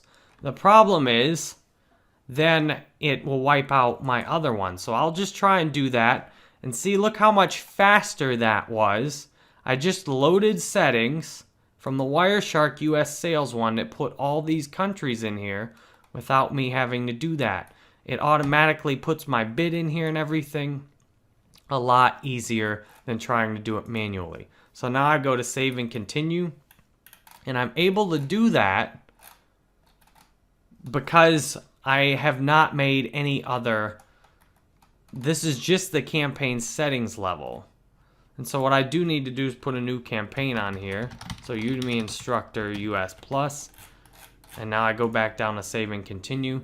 And now I don't need to do anything else yet on the other ad group. But I will, just because it's faster this way. So what I'll do is put my landing page URL for my free in here. So I'll put ad group 1 and I'll just call it free. And then I'll go display keywords, and all I need to do is put in Udemy, because that's all I want to try to get started. So I'm going to just do Udemy and let AdWords automatically find new customers, and then save and continue. So I've got my first ad group up now. If you remember from last time, I don't need to actually make the ads again.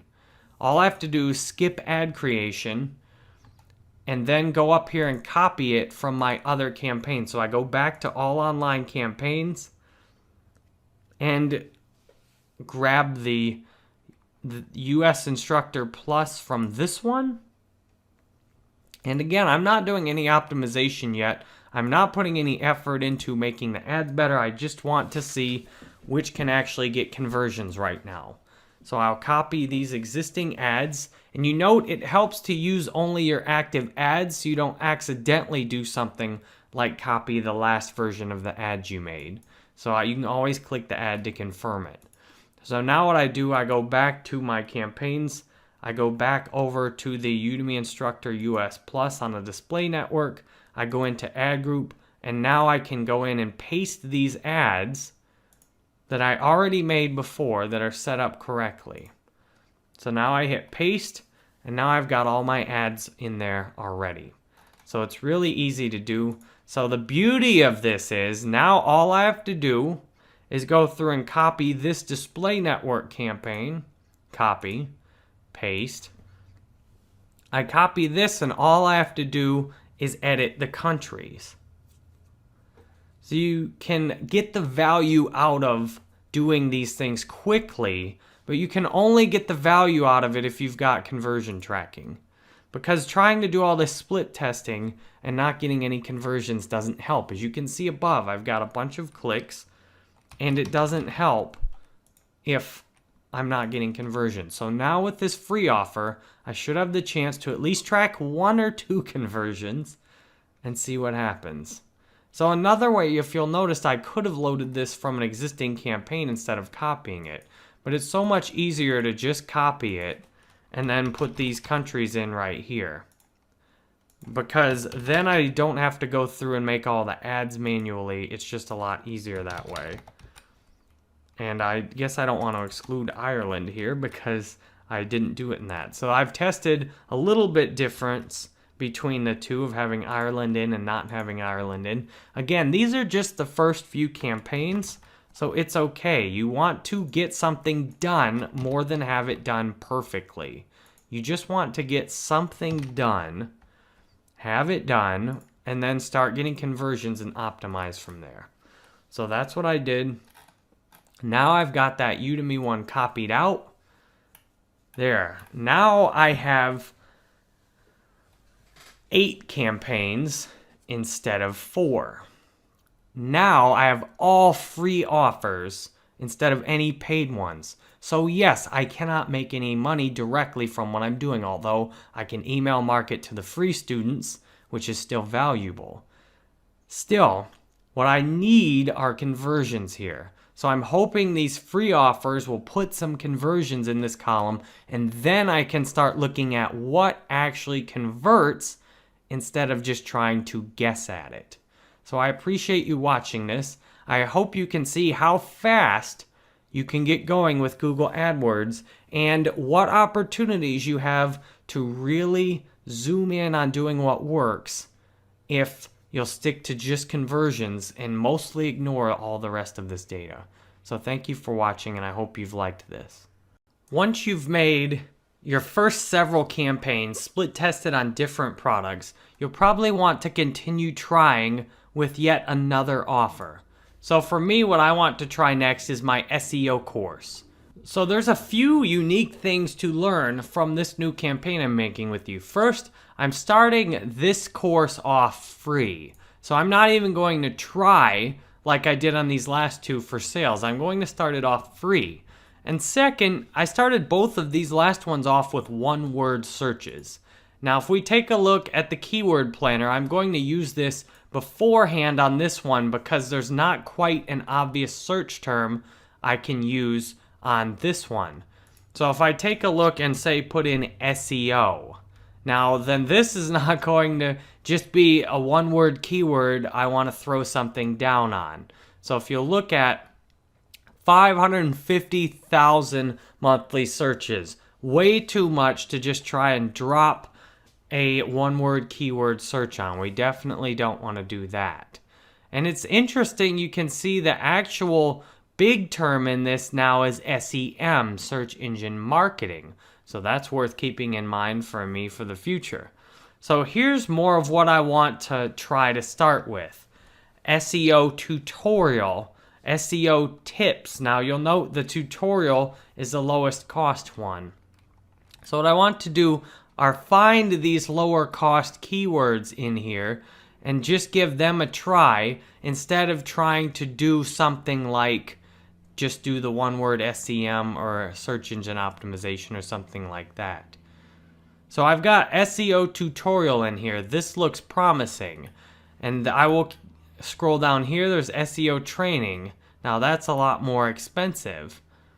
So what I can do is just try out SEO tutorial to start based on that. Now let's take a look at my previous campaigns to see if I've learned anything from my existing Wireshark tutorial search terms. So if I go into the Wireshark and I take a look at the search network, now when I put in the Wireshark, and I'll have to show all but removed to see the paused ones, my Wireshark tutorial got a lot higher click-through, as you can see, 4% click-through on that. And I have Wireshark tutorial, actually Wireshark training got the really good click-through, Wireshark guide, Wireshark tutorials. So what I can try and do is figure out exactly the same thing I can do with the SEO one. So I'll go back up to this and I'll go to the ad groups and turn all enabled on. And now I can go back into the keyword planner. And there's a cool thing you can do, multiply your keywords together. So I can put in SEO and I can put in something like SEM. And then I can do this. I can put training, tutorial, learn, guide, help, and I can multiply all of these words in together, so then I can get search volume on all of these different combinations. So I go to keyword ideas, and Google shows me all of the different ways these come out. Tutorial, training, guide, help. And I'll note that the SEO ones are what people are using. So I do want to try and do all 4 of these also. So what I can do is I can add all of these to a plan now.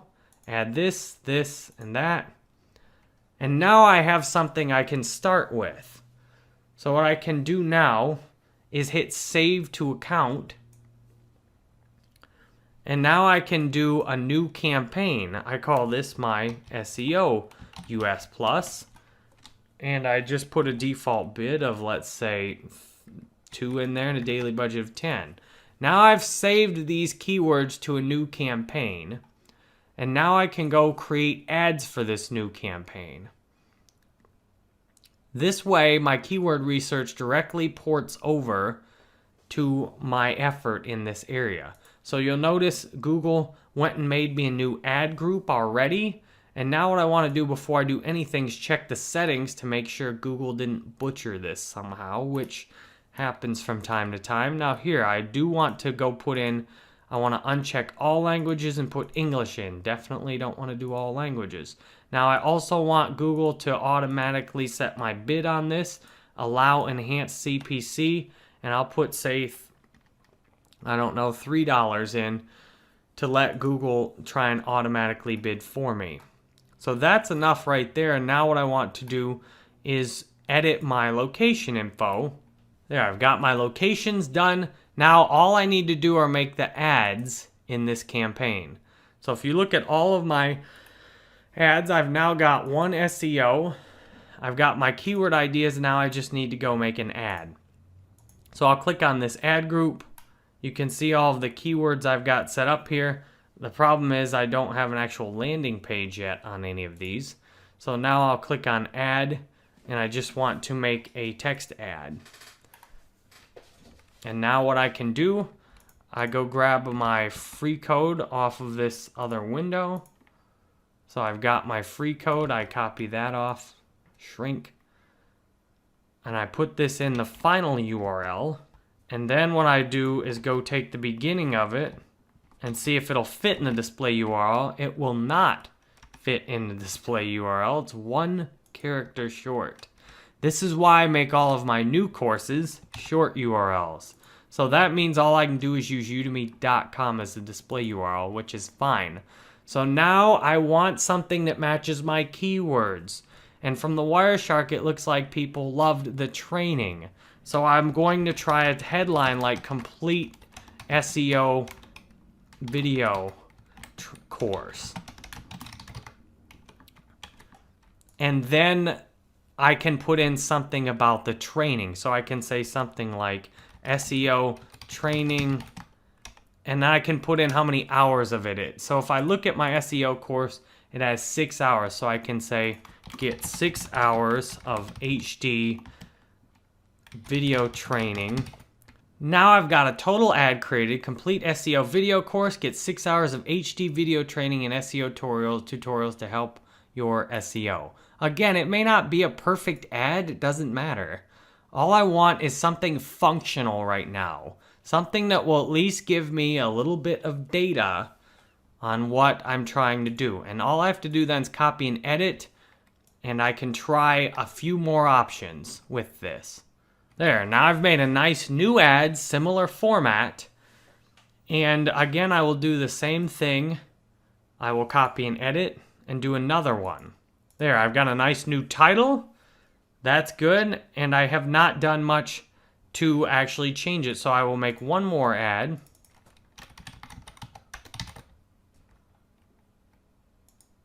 There, now I've got 4 different ads. That's enough. So the key thing in Google AdWords is to just do enough. I want to go through and make sure my ads actually get ranked. I want to go through and make sure there's no problems with my keywords. I just created a new landing page. It has both Google and YouTube in the landing URL. It's very important I just patiently go forward one day at a time. I try one new campaign to make sure it gets approved and everything's fine. Then as you can see, I scale up. And the more contact with Google AdWords I have, the more I learn. So if you're walking along with me now, you have the ability to gain all of this same amount of learning and knowledge and power with Google AdWords. And whether you're doing your campaigns on $1 a day, $5 a day, 10, 20, or 100 a day each, all of these same principles apply. So thank you for watching this, and I hope this has been another good step forward for you in your Google AdWords learning. I am shocked that you've now completed so many sections in this course, 16 in a row, showing you how I do my Google Ads. You are one of the top people watching this video in the whole world out of likely hundreds of thousands who've watched it. There's only one more section left, and that's how I show you Google AdWords for video. That will explain exactly how you actually came to watch this video by showing you the ads I make for it, which you either saw it in an ad or then you saw it from the big boost in organic search traffic. What you just saw was an in-depth preview from my Google AdWords Udemy course. My Google AdWords Udemy course is right here at jerrybanfield.com/Udemy. By now you probably know. You can go there and get a coupon, or you can even go straight to the course on Udemy and hit redeem a coupon and put in the code JBU25. Which is from my website, gives you a $25 coupon. You've already seen the first couple hours of the course, so 6+ more hours of HD video showing you everything else at this point seems like something logical to mention to you. If you really by now are wondering how the heck did you get this video up so high, you might try my YouTube course, which shows much more detail about YouTube. So thank you for watching this, and here goes the very last section. For ranking videos on YouTube, nothing beats Google AdWords for video. I will show you how to create an ad campaign in Google AdWords for video for both maximum ranking effect and for showing videos as an ad with the potential to get actual results in terms of sales. So I have a video. I've made an explainer video on wallofcoins.com, which is a Bitcoin marketplace. And what I'm doing, I want to direct people to participate in the Wall of Coins marketplace through this YouTube video. The thing is, I also want to have this video rank high, so when people search, then they'll find it too. So I'm going to show you how to create two different types of campaigns with the same video, with the objective being to both rank it high and get traffic through ads that might prove effective. So to begin, I'm going to create a global campaign.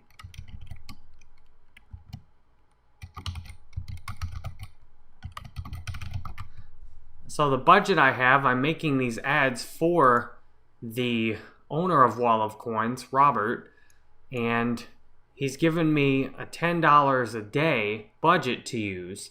So I'm going to use the 80-20 rule on this. In terms of 20% of the budget is going to account for 80% of the views. So I'm going to do $2 a day, and I'm going to do global ads with the idea of ranking this video higher. So I'm doing the exact steps on here. So I've got the video, here's the video, and now I want the URL right here. That's the URL, and then I put in the landing page. So that's the URL, and I'm going to take out display ads because I like the in-stream ads. I want actual minutes watched on the video. And I'm going to decrease the mobile bid because mobile views most of the time don't last as long. I'm not exactly sure why, but I would guess people are less willing to watch an ad for longer on their phone as compared to watching it on their desktop. And I want the most minutes watched on this video to get it to rank higher. So when I'm capitalizing on desktop computers, people are more likely to see an ad start running and go AFK. They're liable to just leave it running and come back and do something else. That doesn't happen that often, but the amount of times that happens significantly inflates the average watch time. So that's what we're looking for. So I'm going down here and I want to put frequency capping too. I don't want this ad to show more than once a day. So that's helps me to get more quality views, because my thought is if someone sees the ad once and they don't like it, I don't want them to keep watching it. Now for global views, I've chosen accelerated so the ads will show as quickly as possible. Sometimes with standard, they won't show the full budget during the day, and sometimes with accelerated, it goes a little bit over. I'd rather have it go a little over than not show enough. And I'm including the Google Display Network on this because the video is about 15 minutes.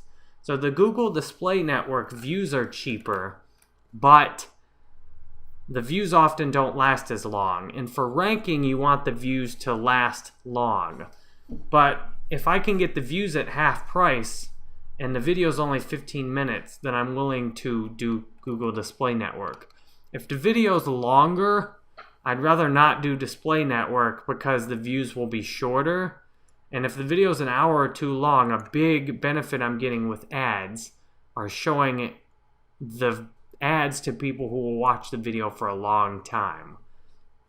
So I'm saving this group first, and then all I need to do is put my bid in. I'm going to put 1 cent in for my bid and try it and see. Because on $2 a day, that'll be 200 YouTube views.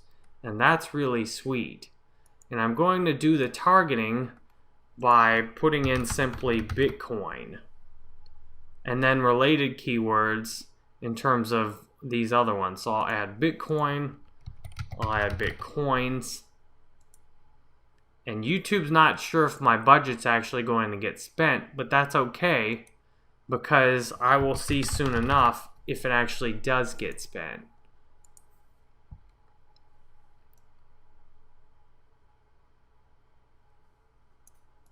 Google thinks I'm going to spend the budget. So I'll try a couple more keywords, such as virtual currency and virtual currencies, to help expand out my audience. Because I don't want it to be too broad, but I do want it to be broad enough to get a good review. And I'll try currency online and online currency too. That should be broad enough to get enough views. So I'll hit done on here, and what I'll do is I'll check to see that these actually are showing. So I'll save targeting group. And what I can actually do now is make another targeting group to help make sure these ads all show. So I'm going to make another targeting group, and I'm going to put this one on a finance. I'll put this on finance because I'm going to bet there's tons of potential views available in the finance category. So I've got both of those targeting groups up. And so now I go back to campaigns. What I want to do is just literally copy this campaign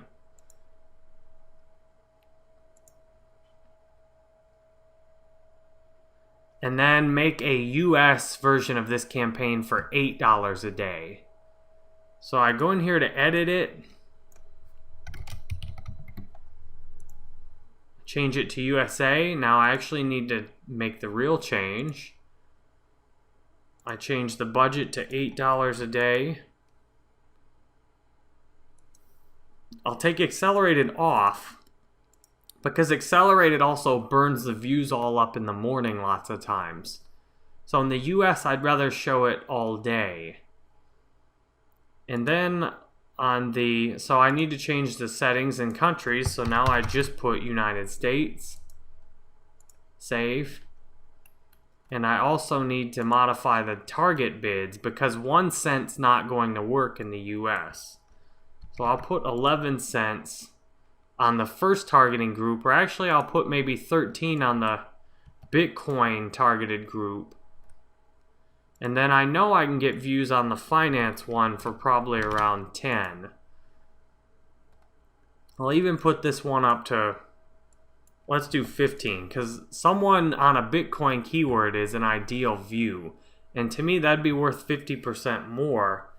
But I want to give Google the option to actually show the ads too. So I can see the keywords on this targeting group. And those are all at 15 cents each. And the other one's just on finance. So I don't know which will work ahead of time, but I've set my bids up. I find it frustrating to have an ad group not run at all.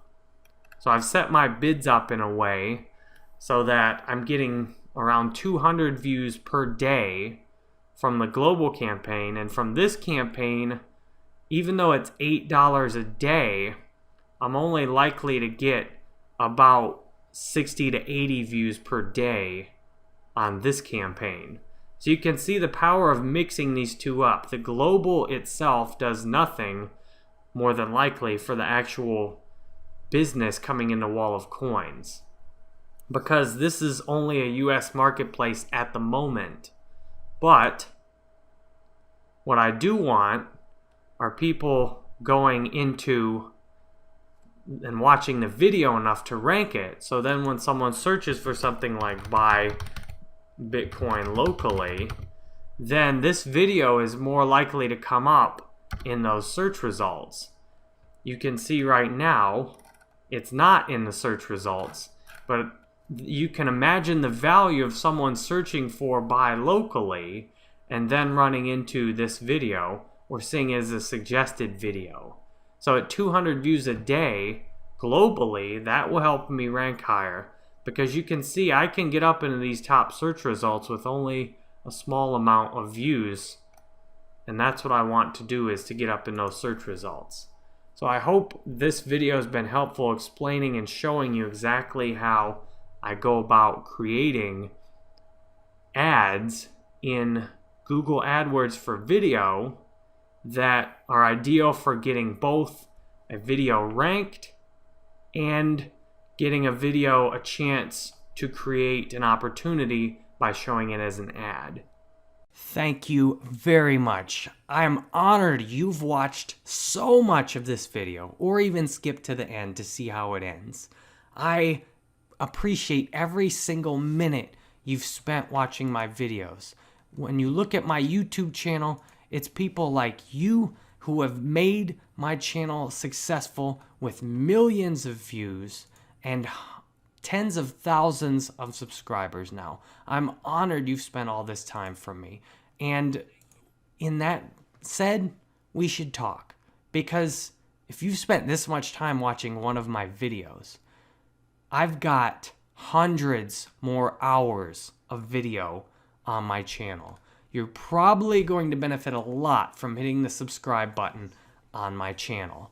And you can find my YouTube channel if you just search for Jerry Banfield. In YouTube, you can find it very easily. Or if you're already on the video, there's a little subscribe button in the lower right corner.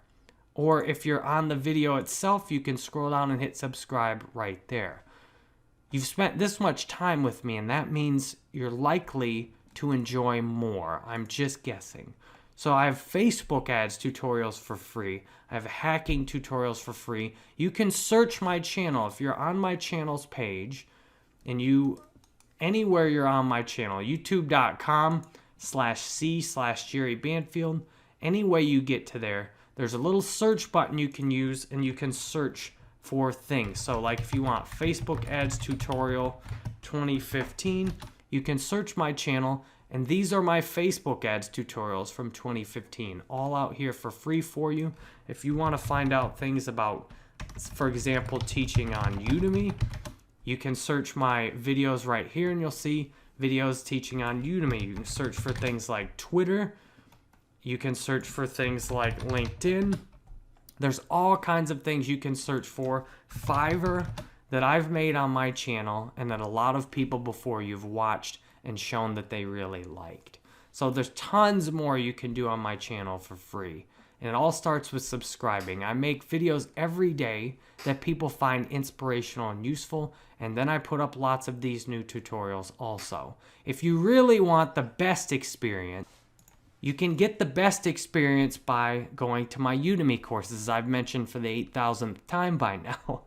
You can click on the little annotation on YouTube to go straight there. And if you liked this video, there's tons more on my Udemy courses, which you can get to on my website.